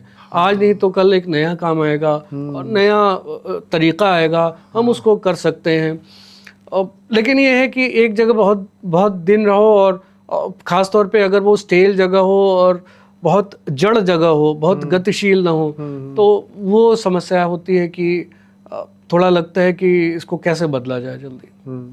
वैसे मयंक जी, सब बोलते हैं कि कर्तव्य और सफलता में हमेशा कर्तव्य को चुनना चाहिए, और ऐसे मौके बहुत बार आते हैं जहाँ पे चुनाव बड़ा मुश्किल हो जाता है, क्योंकि कर्तव्य ये कहता है कि आपको अपने परिवार के साथ रहना है और या फिर आपको अपने देश के लिए समर्पित होना है, लेकिन सफलता कभी कभी कुछ और चुनाव करने के लिए बोलती है।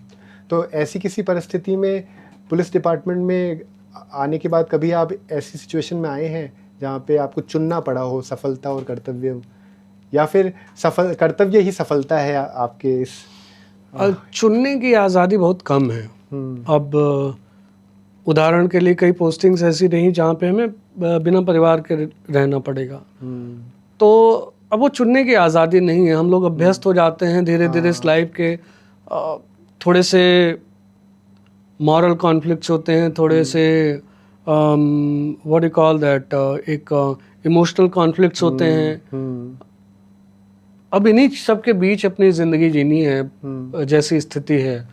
मतलब ये स्थितियां आती रहती हैं, और हमें कर्तव्य और सफलता में मैं इसको बहुत कैटेगराइज नहीं कर पाऊंगा। अब ये है कि हमने एक लाइफ चुनी है बीइंग एन IPS ऑफिसर, और वो लाइफ में हमारे पास इतनी आज़ादी नहीं है कि हम अपने रोल भी चुनते रहें, और ये भी चुनते रहें कि हम हर जगह परिवार के साथ ही रह लेंगे, या हर जगह ये चीज़ कर लेंगे, या हर जगह मैं अपने वो शौक पूरे कर लूँगा, या हर जगह मैं लिखने का शौक पूरा कर लूँगा। यू नो, समझौतों का नाम हो गई है ज़िंदगी। बट जहाँ तक अगर कर्तव्य और सफलता में देखेंगे, सफलता को हम लोग तब डिस्क्राइब करेंगे, मतलब मैं अब डिस्क्राइब करूँ सफलता, तो सफलता तब होगी हम लोग जिस मैस्लो की जिस हायरार्की में हैं, तो सफलता तब होगी जो कि वो जो ख्वाहिशें पूरी नहीं हुई हैं वो पूरी हो जाएंगी तो सफलता है। उदाहरण के लिए अगर हम लोग ऐसी परिस्थितियां निर्मित कर दी है कि अपराध कम से कम है, वो सफलता है। अगर हमने इस रोल में ऐसा परिस्थिति खड़ी कर दी कि भारत स्पोर्ट्स के क्षेत्र में या फिटनेस के क्षेत्र में अग्रणी देश बन गया, वो सफलता है। उससे कम हुई तो उसको सफलता नहीं मानते हम। भले उस दिशा में बहुत सारी ईंटें लगा रहे हैं, भवन बनाने के लिए जमीन तैयार कर रहे हैं, लेकिन मन नहीं मानता है कि यही सफलता है। ऑफ कोर्स एम्बिशन इतना हो जाता है समय के साथ, आप जब इस स्टेटस इस रोल में आते हैं कि आप छोटी मोटी चीज़ों को सफलता मानते ही नहीं है। लेकिन ऐसा कभी आपको लगा है कि कर्तव्य जो हम अपने परिवार के साथ समय बिता रहे हैं, या हम अपने परिवार के लिए जो हमें करना चाहिए वो कर्तव्य आप मानोगे, या फिर जो आपको नौकरी में जो जिम्मेदारी दी गई है उसको आप कर्तव्य मानेंगे? भाई, कर्तव्य जो है, जिस तरह से ह्यूमन बीइंग उनके लाइफ की संरचना हुई है, उनके जीवन की संरचना हुई है, सामाजिक प्राणी है, तो हमारे कर्तव्य जो है एक विमा के नहीं है, यूनिडिमेंशनल नहीं है। हमारे कर्तव्य जो है मल्टी डिमेंशनल हैं। एक आपका ये कह लें कि आपका पेशेवर कर्तव्य हो गया, प्रोफेशनल ड्यूटी, एक आपकी सोशल ड्यूटी हो गई, एक आपकी फेमिलियर ड्यूटी हो गई जो कि पार्ट ऑफ सोशल ड्यूटी है। इसको और क्लासिफाई करते जाएं और छेड़ते जाएं तो एक पॉलिटिकल ड्यूटी हो गई, एक इकोनॉमिक ड्यूटी हो गई। So there are plenty of duties that you are just because you are human being and you are social being, you are bound to perform. तो इसमें वरीयता जो है somehow हम देते नहीं हैं, लेकिन हो जाती है। प्रोफेशनल ड्यूटी ज़्यादा वरीयता वाला स्थिति हो जाती है। हमें कई बार सामाजिक कर्तव्य, पारिवारिक कर्तव्य को या तो उससे कॉम्प्रोमाइज़ करना पड़ता है, या कहीं पे पूरी तिलांजलि ही देनी पड़ती है। तो अब कुछ ऐसा डिस्कशन करते हैं जो कि आपके बहुत दिल के करीब है, जो कि खेलो इंडिया, जो जिसके साथ आप जुड़े हुए हैं। तो आप इसके बारे में थोड़ा बताएं कि ये खेलो इंडिया जो है वो, जैसे आपने बताया 2016 में इसकी शुरुआत हुई, तो इसका उद्देश्य क्या है और आप इसका भविष्य किस तरह देखना चाहते हैं? भारत सरकार का फ्लैगशिप प्रोग्राम है खेलो इंडिया, माननीय प्रधानमंत्री जी के दिल के बहुत करीब है, और इस प्रोग्राम की जो संकल्पना है, जो सोच है, वो मल्टी डायमेंशनल है। अगर मैं आपको उसी डिमेंशंस के हिसाब से बताऊं तो खेलो इंडिया के 5 वर्टिकल हैं। खेलो इंडिया इंफ्रास्ट्रक्चर, तो एक ये सोच है कि भारत में खेलों में अधोसंरचना में कमियां हैं तो उन कमियों को दूर किया जाए। खेल अभी भी राज्य का विषय है, राज्य को सहूलियत दी जाए, केंद्र जो है उनको फंड दे कि भाई ये लोग फंड अपने यहाँ अधोसंरचना का निर्माण करो, और वो कार्य हो रहा है। जहाँ तक मुझे याद है 2000 से 3000 करोड़ रुपए तब से खर्च हो चुके हैं अधोसंरचना के निर्माण में। और आज ये स्थिति है भारत में कि भारत अपने पैरों पे खड़ा है कि वो ओलंपिक जैसे खेल, और अभी वर्ल्ड पैरा एथलेटिक्स चैंपियनशिप हुए जिसमें 100 से ज्यादा देश आए, ऐसे बड़े बड़े खेलों को होस्ट करने, उनका संचालन करने में और बड़े आकर्षक रूप से संचालन करने में सक्षम हो चुका है। दूसरा वर्टिकल है जिसको हम इंस्टीट्यूशन कह सकते हैं, अकेडमीज कह सकते हैं। खेलो India centre, Khelo India state centre of excellence, Khelo India अभी आएगा खेलो इंडिया सेंटर ऑफ एक्सेलेंस, और खेलो इंडिया अक्रेडिटेड अकेडमीज।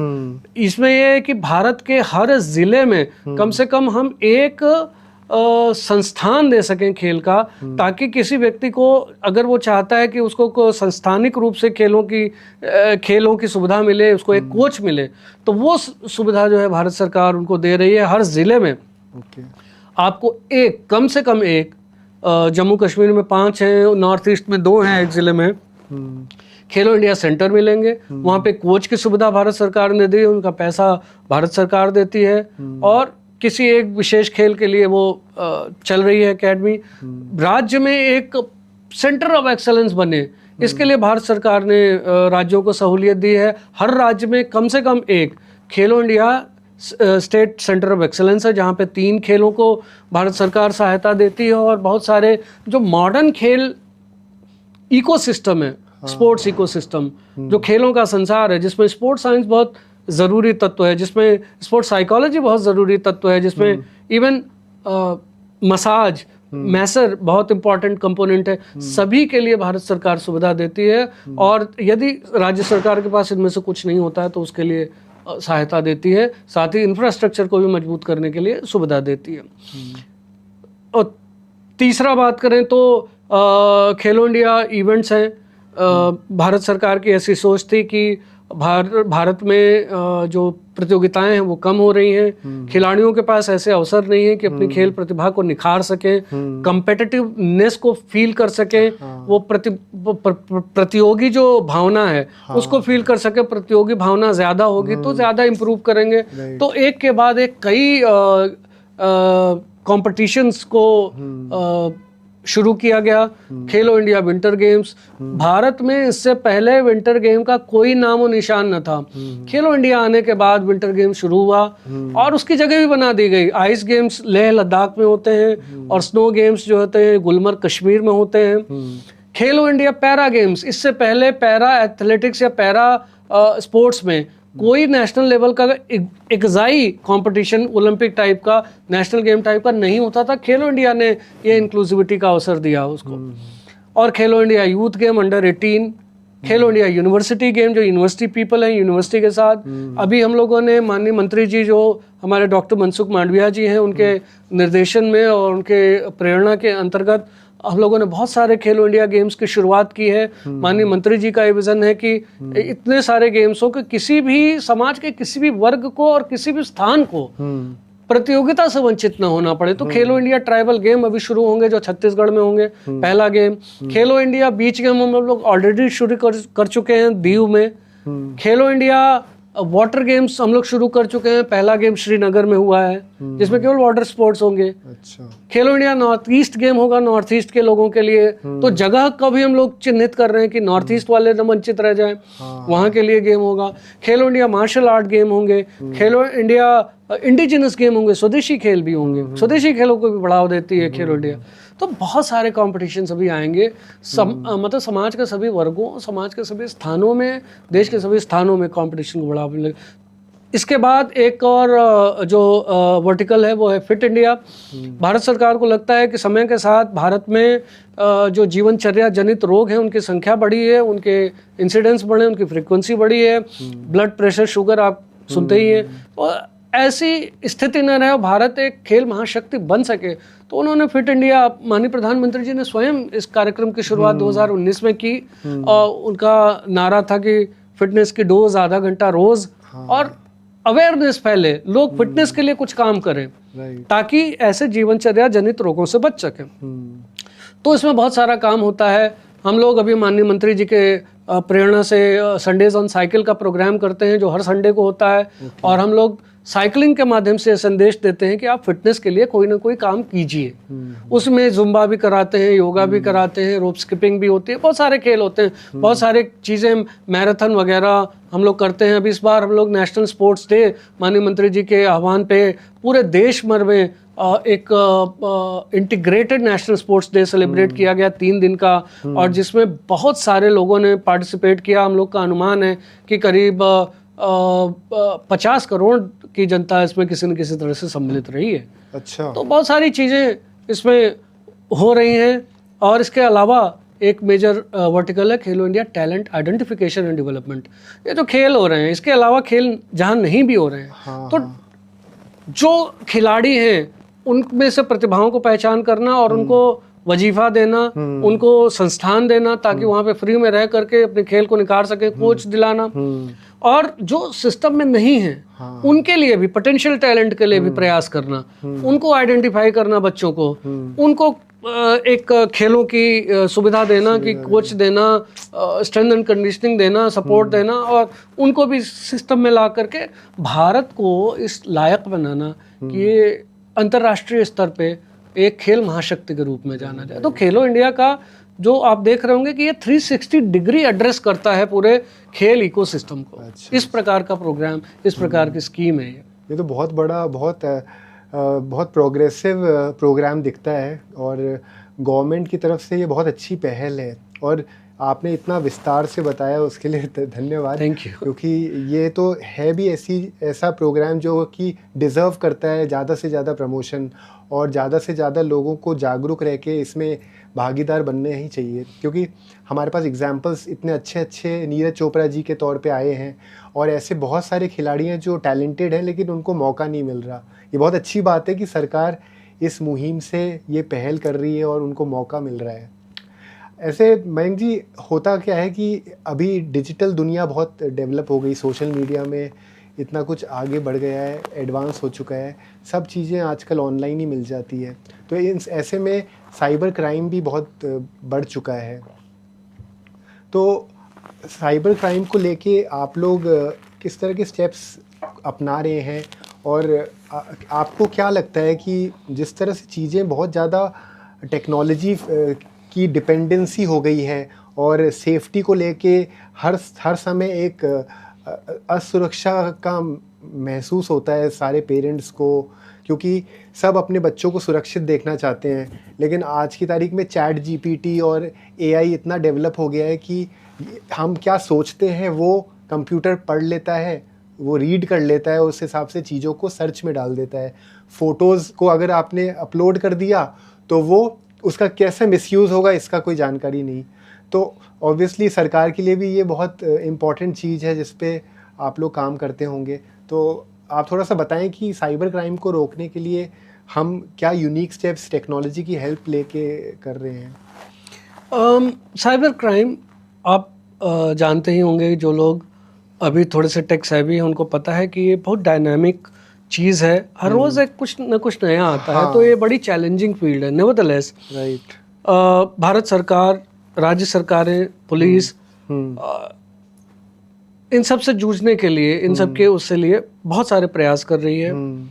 और सर्टेन एक संस्था है जो कि एक कह लें कि साइबर सिक्योरिटी के लिए कुछ काम करती है। ओवरऑल जो हमारा इंटरनेट का सिस्टम है, हमारे वेब पेजेस हैं, उनकी सुरक्षा कैसे हो। भारत सरकार ने अभी हेल्पलाइन भी शुरू की है कि यदि आप शिकार हो जाते हैं तो उसको बता दो, और उस पर तत्काल कार्रवाई स्टार्ट हो जाती है।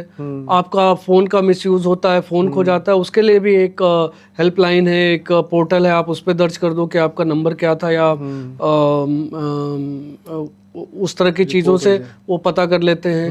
और इसके अलावा लगातार ट्रेनिंग, और वो एक संस्था का भी निर्माण हुआ है जिसमें एक आईपीएस अधिकारी, कुछ आईपीएस अधिकारी भी हैं, पोस्टेड हैं आईबी के से थोड़ा सा पृथक होकर के, वो साइबर की फील्ड में काम कर रहे हैं कि कैसे साइबर सुरक्षित भारत को बनाया जाए।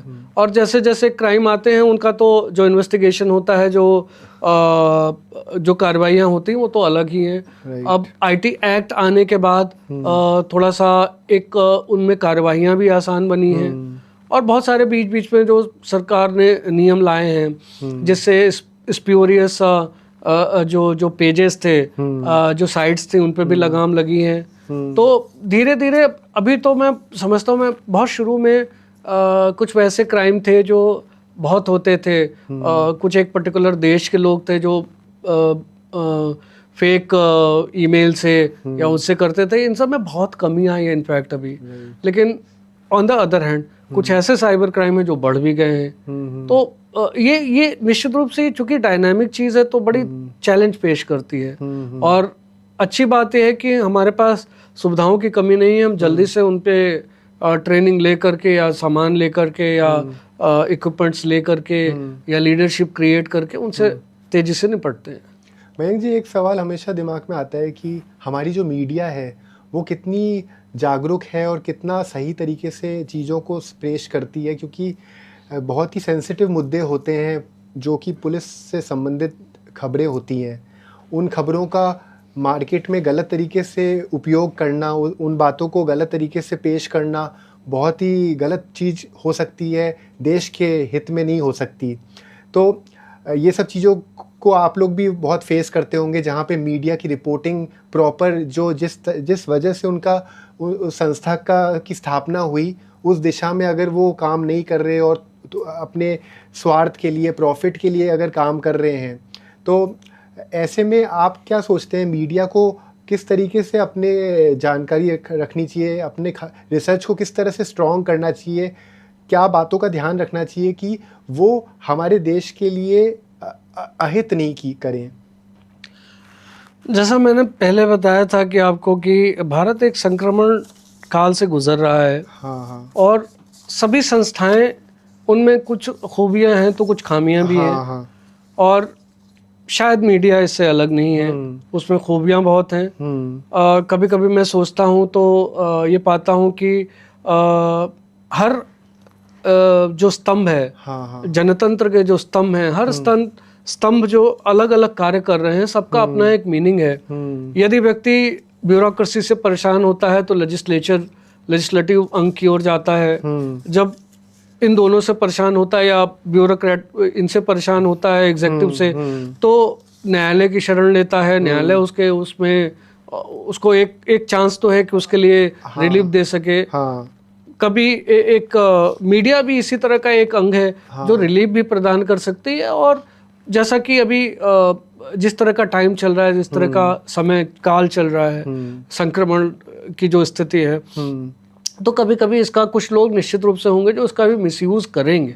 बट मुझे लगता है कि मोर और लेस ये जो जनतंत्र के बहुत सारे जितने स्तंभ हैं, जितने अंग हैं, उनकी जो इंडिपेंडेंस बनी हुई है, उनका जो स्वातंत्र्य बना हुआ है, वो आम आदमी के हक में है, और इससे फायदा ही है।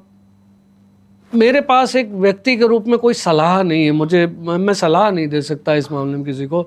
बस मैं सिर्फ ये देख सकता हूँ कि हर चीज का दुरुपयोग हो सकता है। वहां भी कुछ ऐसे स्वार्थी लोग होंगे, ब्यूरोक्रेसी में भी कुछ स्वार्थी होंगे, लेजिस्लेचर और व्हाटएवर अंग जो हैं, सब में कुछ ऐसे लोग होंगे जो उसको नुकसान पहुंचाएंगे।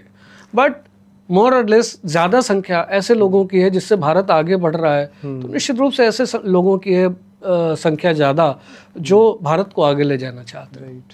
तो मयंक जी, जैसे एज अ यंग एस्पिरेंट जो अभी आईएएस की या आईपीएस की तैयारी कर रहे हैं, तो उनको आप क्या सुझाव देंगे कि उनको अपनी तैयारी में क्या चीज़ शामिल, क्या क्वालिटीज़ शामिल करनी चाहिए, उनको अपनी पढ़ाई किस तरह से करनी चाहिए कि ज़्यादा से ज़्यादा बच्चे सफल हो पाएँ इस कॉम्पिटिटिव एग्ज़ाम्स में? नहीं, ज़्यादा बच्चे सफल नहीं हो पाएंगे, जितनी सीटें होंगी उतने ही सफल होंगे। हाँ, मतलब जो आप वो गलती ना करें। I was kidding, of course. So, अब आपने अपने चैनल का कुछ वो बताया था ना, ध्येय वाक्य क्या था वो? Discipline is greater than motivation. या so is greater than motivation पे तो नहीं, लेकिन discipline is one thing which is very important for this exam, because this exam is kind of unpredictable. Nobody can claim कि she would qualify number one. Nobody can claim that she would be number one. She would top the exam. Okay. So थोड़ी सी unpredictability, subjectivity इस exam में ज़्यादा है, objectivity कम है। Objective होता for example जो IIT का एंट्रेंस है, आप उसमें क्लेम कर सकते हैं कि मेरा इतना आएगा, जनरली इतना आता है नंबर, तो मैं इतना ये रैंक आ जाएगी वगैरह वगैरह, बिकॉज ऑब्जेक्टिव है पेपर। यहाँ पे सब्जेक्टिविटी ज़्यादा है, तो इस वजह से यहाँ पे अनप्रेडिक्टेबिलिटी है। इसलिए इसमें और जो सिलेबस है, अब जीएस का कोई सिलेबस नहीं, भले उन्होंने लिखा हो कि ये हम पूछेंगे वो पूछेंगे, बट हकीकत ये है कि कुछ भी आ सकता है। आई मीन जमीन के नीचे, जमीन से ऊपर, आसमान से दूर, वो यूनिवर्स, वो तारा, anything they can ask. Similarly ये चीज़ इंटरव्यू में भी है, इंटरव्यू में भी कोई सिलेबस नहीं है, तो सिलेबस चूँकि नहीं है, बहुत वास्ट है, और इसलिए इसमें डिसिप्लिन की बहुत ज़रूरत होती है। और इतनी सारी चीज़ों में से बहुत सारी चीज़ ये लोग पूछ सकते हैं। आपको इसमें बहुत एकाग्रता के साथ, दूसरा चीज़ है फोकस, एकाग्रता के साथ आपको तैयारी करनी है। तीसरी चीज़ है एक मेंटल अलैक्रिटी, अवेयरनेस। आपको हमेशा अवेयर रहना है कि इधर उधर अपने इन्वायरमेंट में, हिंदुस्तान में, यूपी में, गुजरात में, ब्रिटेन में, यूएस में चल क्या रहा है। राइट। अलैक्रिटी चाहिए, और आपको इंक्विजिटिवनेस चाहिए, जिज्ञासा चाहिए कि यार ये हुआ तो क्यों हुआ, नेपाल में ऐसा हुआ तो क्यों हुआ। क्योंकि यूपीएससी की एक क्वालिटी ये है कि आपसे बड़े फैक्चुअल क्वेश्चन वो कम ही पूछेगा।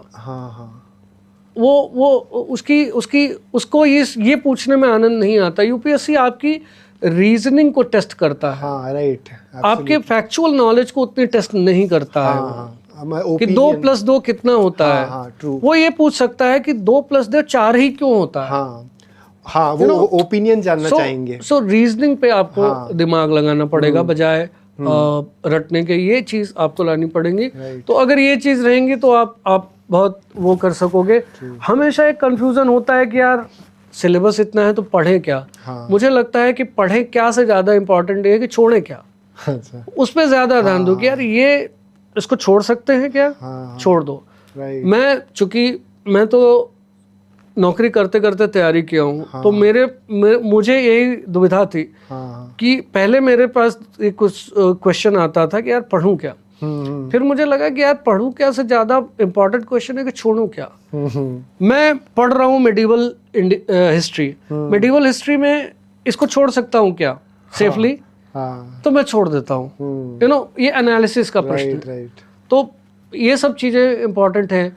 अगर आप इन सब चीज़ों में रहोगे, बहुत डिसिप्लिन मांगता है आपको, बहुत ऊब होगी आपको। कई बार लगेगा कि यार क्या कर रहे हैं, वही पढ़े हैं।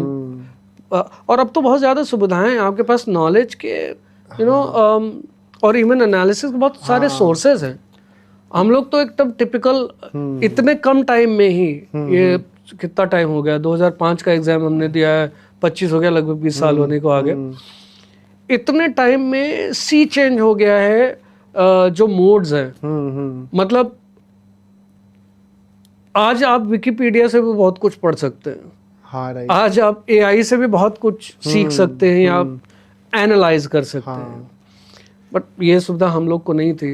हम लोग को तो कभी कभी सिलेबस में भी, चूंकि मेरा सब्जेक्ट कुछ कभी कभी ऐसे भी थे कि सिलेबस की चीज़ें भी कभी कभी ढूंढने में दिक्कत होती थी।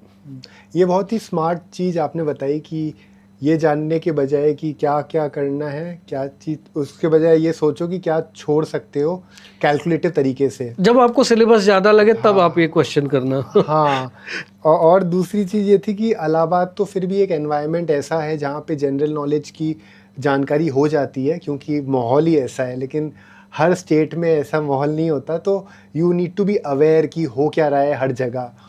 That tells you one thing, that tells you a thing कि living in an area, living in an atmosphere where there are people who can coax you, who can poke you to learn more is always beneficial. हाँ, of course. I know, जैसे यहाँ पे भी आप दिल्ली में भी जब आओ, आप जिया कटवारिया या नॉर्थ दिल्ली इन सब में जाते हो, वो वाला जो एनवायरनमेंट है वो भी आपको थोड़ा मोटिवेट करता है कि यार अच्छा, ये बंदा आगे निकल रहा है। एक थोड़ा सा अच्छा कंपेटिटिवनेस रहती है कि ये बंदा आगे निकल रहा है, मुझे थोड़ी और मेहनत करनी पड़ेगी। राइट। ये चीज़ें भी हेल्प करती हैं। वैसे मयंक जी, एक बहुत बड़ी प्रॉब्लम जो भारत में महसूस होती है वुमेन की सेफ्टी को लेके, और बहुत सारे सोच यहाँ तक भी जाती है कि ऐसे कोई ऑटोमेटेड तरीके से टेक्नोलॉजी को क्यों नहीं डेवलप किया जाए, या फिर सिस्टम्स को इतना स्ट्रॉन्ग क्यों नहीं किया जाए कि ऐसे इंसिडेंट हो नहीं। क्योंकि ये बात भी बोलने वाली होती है कि कोई चीज़ हो जाएगी तो हम ये करेंगे, लेकिन समय इतना आगे बढ़ चुका है, हम इतने प्रोग्रेसिव इंडिया के बारे में सोच रहे हैं कि अब इम्पॉर्टेंट ये है कि हम ये सोचें कि ऐसी चीज़ें हो ही नहीं। Precaution is better than cure. तो इस वुमेन सेफ्टी को लेके हम किस तरह के प्रयास कर रहे हैं? पर वुमेन सेफ्टी को लेकर के पूरे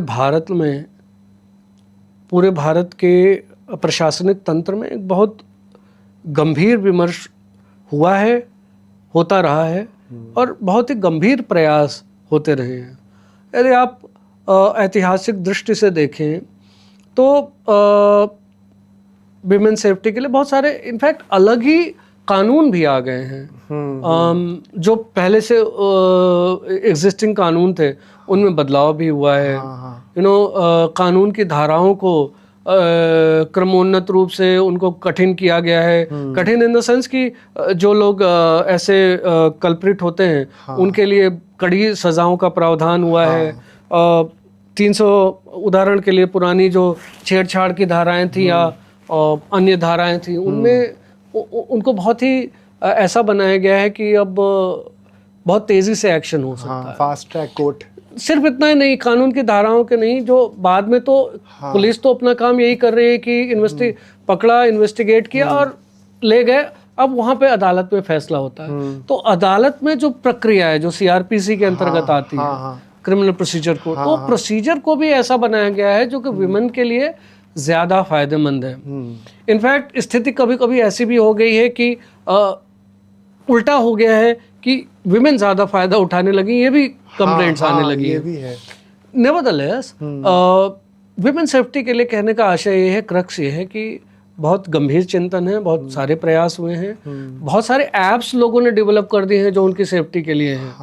और पुलिस, जैसे छत्तीसगढ़ में मैंने काम किया, हम लोगों ने भी कई ऐप्स की उनके लिए एक उस ऐप में एक इमरजेंसी बटन हो, वो कॉल कर दें तो कॉल आ जाएगी, एटसेट्रा एटसेट्रा, बहुत सारे। सिमिलरली इसके अलावा जो हम लोग पहले बात की, तो दरअसल ये कानून से ज़्यादा थोड़ा सामाजिक प्रॉब्लम ज़्यादा मुझे लगती है। हम लोग पहले बात किए थे लिटरेसी और एजुकेशन की, और उस समय हम लोग विमेन रिस्पेक्ट की बात किए थे, रिस्पेक्ट फॉर विमेन। इस दिशा में हमें थोड़ा प्रयास करने की आवश्यकता है, और थोड़ा सा लोगों को जागरूक करने की आवश्यकता है। और ये काम भी अब मेरे ख्याल से अब अच्छा चल रहा है, तेज़ी से चल रहा है। और नए कानून में भी आप देखेंगे काफ़ी विमेन सेंट्रिक लॉज आ गए हैं। पुलिस बहुत सेंसिटिव रहती है, कम से कम मेरे स्टेट में तो है, मैं इतना जानता हूँ, मैं अपने स्टेट का बता सकता हूँ, बहुत सेंसिटिव है उस मामले में।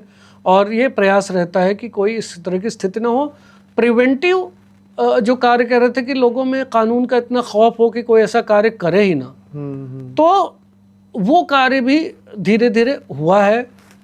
थोड़ा सा समय के साथ जो है प्रिवेंटिव एक्शंस में अब थोड़ी सी वो है, क्योंकि जैसे जैसे समाज उन्नत होता जाता है, लोग कंपैरेटिवली रिचर होते जाते हैं, तो थोड़ा पुलिस के प्रति डर थोड़ा कम होता जाता है, क्योंकि सबको पता है कि हम यहाँ से रेमेडी ले लेंगे, हम वहाँ से रेमेडी ले लेंगे।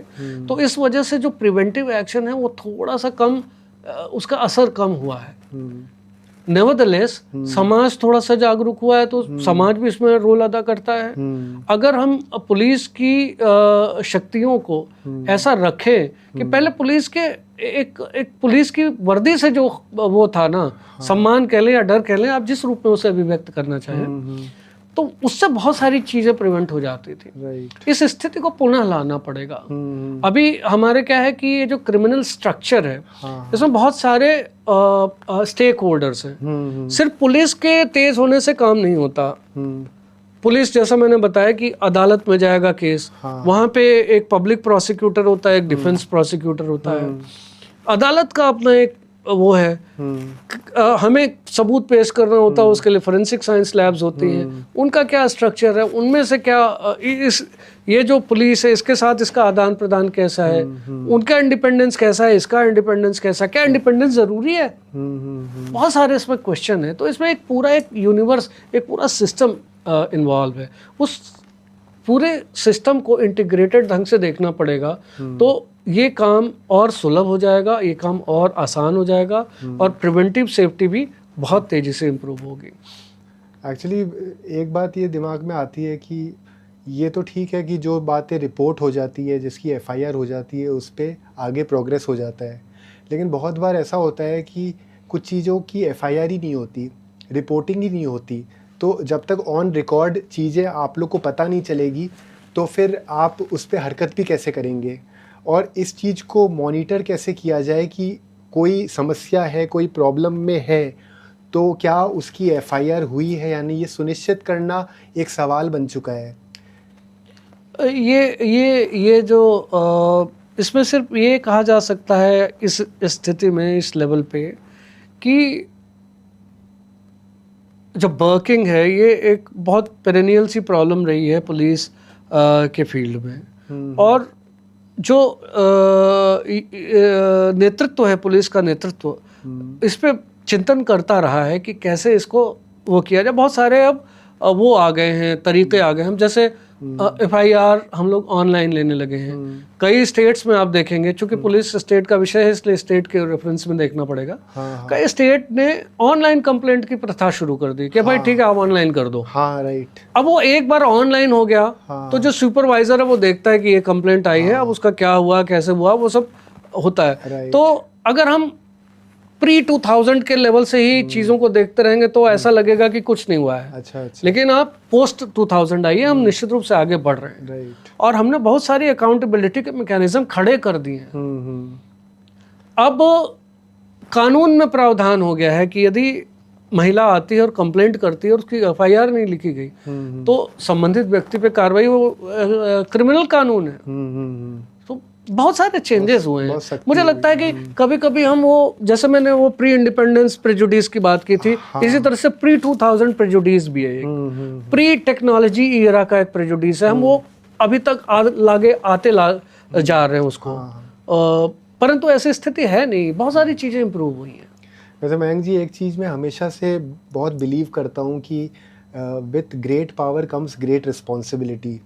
और बहुत टाइम से एक चीज़ के बारे में फीलिंग आती है कि जब कोई इंसान के साथ बहुत बेरहमी होती है, बहुत गलत चीज़ हो जाती है, चाहे वो कोई भी इंसान हो, चाहे वो कोई पब्लिक सर्वेंट हो या फिर कोई आम आदमी हो, जब उसके साथ कोई तकलीफ़ हो जाती है तो बजाय उस दर्द को भूलने के वो उस दर्द को लेके और वो अथॉरिटी का कभी कभी गलत फ़ायदा उठा लेता है। ये जो पावर और अथॉरिटी की जो बातें चलती आई है, जो हिरार्की है, वो एक चेन ऐसी बन जाती है कि जिसके साथ ज़्यादा बेरहमी हुई है वो और बेरहम हो जाता है, और धीरे धीरे वो करुणा ख़त्म हो जाती है, कंपैशन ख़त्म हो जाता है उसके अंदर से।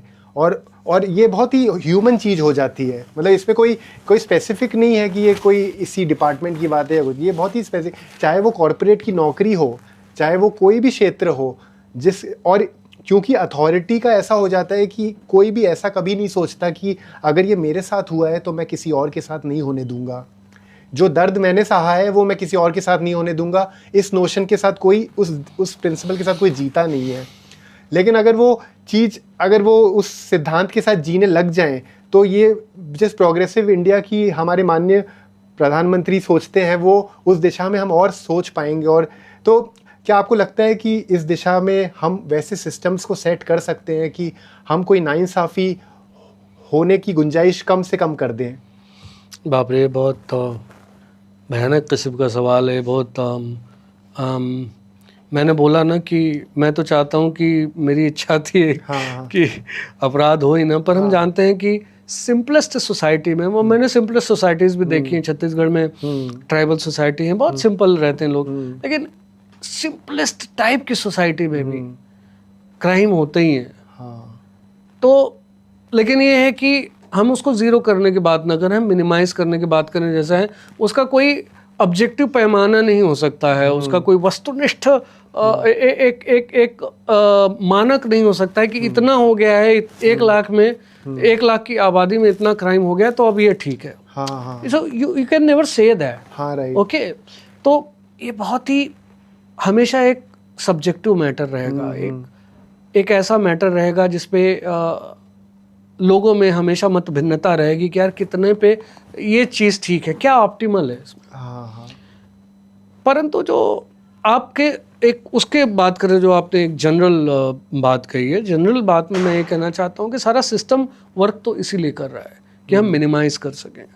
पुलिस इसीलिए काम कर रही है, प्रशासन इसीलिए काम कर रहा है, लेजिस्लेचर भी संभवतः इसीलिए काम कर रहा है, कानून वैसे बना रहा है, एग्जीक्यूटिव जो जिसके हम लोग अंग हैं, हम लोग तो वो कर ही रहे हैं, अदालतें जो जुडिशरी है वो भी इसीलिए कर रही है कि मिनिमाइज हो सकें चीज़ें। 100% न्याय तो वो भी नहीं दे पाएंगे, यू नो। जिसे चौथा खंबा कहते हैं, चौथा स्तंभ, मीडिया, वो भी प्रिजुमेबली ये कर रही है। तो सारा सिस्टम कर तो रहा है उस दिशा में।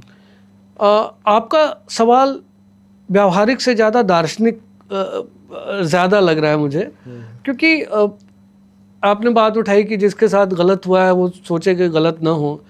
अब ये बड़ी एक सोशल साइकोलॉजिकल चीज़ है। हर व्यक्ति अपनी परिस्थितियों का गुलाम है, या कह लें कि परिस्थिति, उसका जो व्यक्तित्व है परिस्थिति जन्य है। साथ ही साथ जो माँ बाप की जो सिखलाई होती है, यानी जो पारिवारिक संस्कार होते हैं, उनका भी वो एक पुतला है, उसका भी। तो ये बड़ा सोशल साइकोलॉजिकल है कि कौन व्यक्ति इस तरह से रिस्पॉन्ड करेगा। अलग अलग सिचुएशन में अलग अलग पर्सनैलिटी के लोग, अलग अलग परिस्थितियों से आए लोग, अलग अलग पारिवारिक संस्कारों के लोग, अलग अलग जेनेटिक मेकअप वाले लोग अलग अलग बिहेव करते हैं। पर जैसा कि मैंने कहा कि बहुत पेसिमिस्टिक होने की बजाय हम ये सोचें कि भारत आगे बढ़ रहा है, समाज आगे बढ़ रहा है, तो ज़्यादा संख्या ऐसे ही लोगों की है जो चीज़ें इम्प्रूव करना चाहते हैं, जो प्रॉब्लम का हिस्सा नहीं है, जो सोल्यूशन देने वाले हैं। तो ऐसा भी बहुत बार होता है, क्योंकि हम हमेशा से ये सुनते आए हैं कि कानून की कोशिश ये रहती है कि भले ही किसी को सज़ा मिले नहीं मिले, लेकिन किसी निर्दोष को सज़ा नहीं मिलनी चाहिए। उनका उद्देश्य हमेशा से ये रहा है। लेकिन जब हम अपनी सर्च शुरू करते हैं, कोई चीज़ की तह तक पहुंचते हैं, पुलिस सिस्टम इतने अब ऑर्गेनाइज हो गए हैं कि उनका एक प्रोसेस बहुत ही बढ़िया हो चुका है कि वो पूरे तय तक जाते हैं, सारे सबूतों के हालात पे ही सब चीज़ों को तय की जाती है। लेकिन ऐसा भी बहुत बार हो जाता है कि हमने जैसे कोई चीज़ के, कोई आपको हादसे के बारे में पता चला, अब उस हादसे के बारे में जब वो पता चला तो पहली एक्शन तो यही होती है कि वो पुलिस वहाँ मौके पे पहुँचती है और फिर तफ्तीश शुरू होती है।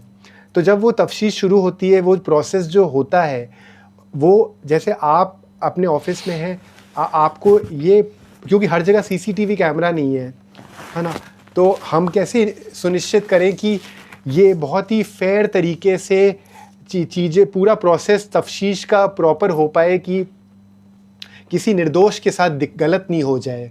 क्योंकि जहाँ पे कैमरा नहीं है वहाँ पे इंसान का जो कॉन्साइंस है, जो वो अंदर से जैसा है, वो जैसा सोचता है, जिस तरह से वो दुनिया को देखता है, वो ही मायने रखती है। तो क्योंकि ये इतनी नॉर्मल बेसिक बात है कि किसी गलत के साथ, किसी इंसान के साथ कुछ गलत नहीं हो जाए, उस चीज़ को सुनिश्चित करना लॉ एंड ऑर्डर का फ़र्ज़ है। तो आप समझते हैं कि इस चीज़ में अपन कोई सुनिश्चितता ला सकते हैं अपने कार्य से, अपनी टेक्नोलॉजी की मदद से, और मॉनिटरिंग का जो तरीका है वो और एडवांस हो जाए कि सब चीज़ों को अच्छे से ट्रैक किया जा सके। क्योंकि जब वो तफ्तीश शुरू होती है, वो दिन से लेके जब तक वो सज़ा होती है, इस बीच में क्या होता है, किस आधार पे चीज़ें होती है, ऑब्वियसली हमारे जो कानून सिस्टम है, जो जज है। मैं समझ गया आपका सवाल। Sorry, I am cutting short, I am cutting you short. मतलब एक्चुअली आप देखेंगे तो हमने किसी एक व्यक्ति को पावरफुल नहीं बनाया, एक सिस्टम काम करता है। पुलिस के वातावरण में थाना है, थाना जो है क्राइम को रजिस्टर करता है या कंप्लेंट लेता है और उसकी तफ्तीश करता है, उसकी इन्वेस्टिगेशन करता है। इनके ऊपर बहुत सारे सुपरवाइजर्स हैं। इमीडिएटली अब आप एक SDOP, sub divisional officer of police होता है, एक जनरल उसमें बता रहे हैं, कुछ जगह तो इंस्पेक्टर भी होता है, और इसके ऊपर एक एडिशनल एसपी होता है, इसके ऊपर एक एसपी होता है या डीसीपी होता है ना। इसके ऊपर एक आईजी होता है जो उस रेंज के, कई जगह डीआईजी होता है बड़े बड़े स्टेट में। उसके ऊपर आईजी, उसके ऊपर एक लॉ एंड ऑर्डर का या उसका एडीजी, और फिर डीजी। बहुत सारे लोग होते हैं। इसके अलावा चूंकि हमारा जनतंत्र है, और ये जनतंत्र में जो पब्लिक रिप्रेजेंटेटिव होता है, जो होम मिनिस्टर होता है, या जिसके पास भी पुलिस का हिस्सा है, कई जगह थोड़ा सा मॉडर्न सिस्टम है और वहाँ पे मुख्यमंत्री के पास स्वयं रहता है, तो बहुत सारे सुपरवाइजर्स हैं। और सुपरवाइजर का अपना एक आप अंग्रेज़ों की बहुत आलोचना करते हैं, लेकिन उन्होंने कर सकते हैं, लेकिन उन्होंने ये सिस्टम बड़ा सटीक बनाया था। अच्छा। उन्होंने सुपरविजन सिस्टम और पुलिस के जो सिस्टम होते हैं, जो प्रोसेसेस होते हैं, बड़े साइंटिफिक ढंग से बनाए थे। तो बहुत लेवल पे उनका सुपरविजन है। अच्छा। ये तभी ऐसी स्थिति आती है जब सुपरवाइजरी ऑफिसर डिलिंक्वेंट हो जाए या डेरिलिक्शन ऑफ ड्यूटी करे, जो अपने कर्तव्य को पूरा न करे, तभी ऐसी स्थिति आएगी। अदरवाइज उनके ऊपर इतने ज्यादा लेवल्स हैं कि जनरली नहीं आता। अब जैसे जैसे समय बीतता गया, चीजें ऑनलाइन होती गई, कंप्यूटर पे आ गई, अब फजिंग के अवसर और मैनिपुलेशन के अवसर और कम होते गए। शून्य नहीं हुए हैं, लेकिन कम होते गए हैं। तो मुझे लगता है कि ऑलरेडी काफी एक वो है। इसके अलावा कई जगह पे तो अलग से शिकायत देने का भी प्रावधान है कि भाई आप संतुष्ट नहीं हो तो आप शिकायत कर लो। पब्लिक जो है एसपीज या डीसीपी से जाकर मिलती है और उनको बताती है कि हमारा केस था ये, इसमें कुछ नहीं हुआ, फिर एक्शन होता है। सो एक नया एक पैरेलल चेन और खड़ा हो जाता है, एक लूप खड़ा हो जाता है। वैसे ये पॉडकास्ट का मैं एंड बहुत ही इम्पोर्टेंट टॉपिक पे करूँगा, जो कि हेल्थ है। आज की तारीख में सब लोग इतनी मेहनत करते हैं, सफल होना चाहते हैं, आगे बढ़ना चाहते हैं, तो उस दिशा में सबसे इम्पॉर्टेंट चीज़ को नज़रअंदाज कर देते हैं, जो अपनी हेल्थ होती है। आपको देख के एक इंस्पिरेशन मिलती है कि हमें किस तरह से पहले अपना ध्यान रखना चाहिए ताकि हम बेहतर से बेहतर काम कर पाएँ। और आज की जैसे खबर है कि अपने ये वरिंद्र गुमान जी की डेथ हो गई, क्योंकि वो भी एक फिटनेस एक्सपर्ट थे और बहुत एक्सरसाइज करते थे। तो धीरे धीरे इस तरह से भारत आगे बढ़ता गया कि जो एक्सटर्नल अपीयरेंस है उस पे ज़्यादा तवज्जो दिया गया, लेकिन खुद का इंटरनली जो अपन कैरेक्टर की बात करते हैं, स्ट्रेंथ की बात करते हैं, जो आइडियोलॉजीज़ की बात करते हैं, जो जिस पे हम अपने आप को सामने रखते हैं, अपनी बात सामने रखते हैं, उन पे अब धीरे धीरे चीज़ें कम होती जा रही हैं। कि उसका एक कारण ये भी है कि हम नेगेटिव चीज़ों के पीछे की तरफ ज़्यादा जाते हैं, सोशल मीडिया के थ्रू नेगेटिव चीज़ें कंज्यूम करते हैं, ड्रग्स, अल्कोहल, ये सब चीज़ों की कंजम्पशन ज़्यादा होता है, तो हमारा जो सोच है वो थोड़ा नेगेटिव होता जा रहा है। तो हेल्थ को इतनी इम्पोर्टेंस नहीं दी जाती है।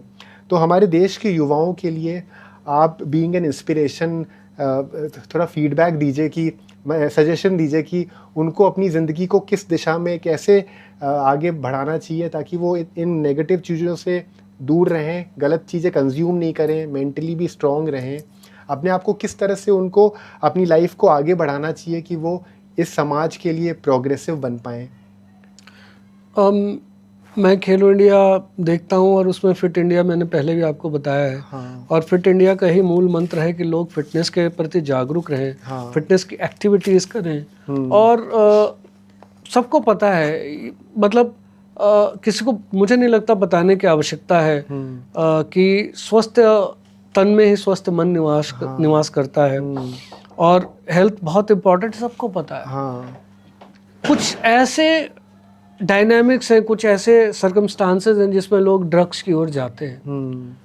और मैं अब चूंकि खेल में हूँ और मैं ऐसे बहुत सारे उनसे गुजरा हूँ, तो मैं दावे के साथ कह सकता हूँ कि ये वाला नशा है ना, सारे नशों में सबसे निकृष्ट प्रवृत्ति का है।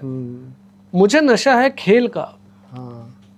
मैं चाहता हूँ कि मैं कुछ खेलूं और मैं नशा करूं। मान लो खेल का नशा करता हूँ। मैंने कहा कि यार मेरी बॉडी टाइप में तो अच्छी है, मेरी बॉडी टाइप ऐसी है कि मैं अगर स्प्रिंट करूंगा, मैं यूसेन बोल्ट टाइप की बॉडी है मेरी। मैं 6 फीट का हूँ। मेरे हैमस्ट्रिंग अच्छे हैं, मेरी लेग मसल्स अच्छी हैं, मेरा कोर अच्छा है। तो मैं नशा करता हूँ स्प्रिंट का और मैं बनता हूँ यूसेन बोल्ट और मैं इंडिया के लिए गोल्ड मेडल जीतता हूँ। इससे बेटर नशा क्या है? राइट। मैं नशा करता हूँ कंस्ट्रक्टिव चीज़ों का। मैं कहता हूँ कि यार मेरे अंदर मैं कुछ बोलता हूँ तो अच्छा बोलता हूँ, मैं लिखता हूँ, मैं लिखूंगा उस चीज़ को तो अच्छा लगेगा। मैंने लिखने का नशा किया। मैंने स्टोरीज लिखी, नई स्टोरीज लिखी।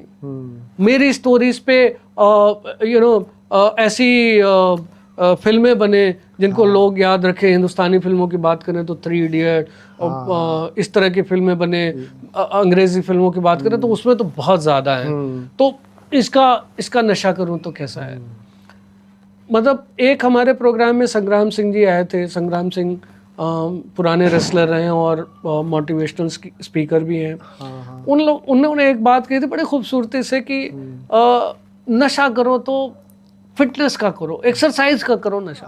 और आप देखोगे कि इस नशे में आपकी हेल्थ भी बनती है, समाज भी बनता है। और मतलब आप जिन चीज़ों को सोच करके उधर की तरफ गए हो ना, वो तो सारी सोच आनी नहीं है। और जो मजा आप उसमें पाते हो वो मजा तो है नहीं, एक्चुअली मजा तो है नहीं। तो बेसिक मजा इनमें आएगा जब कुछ संरचना करो।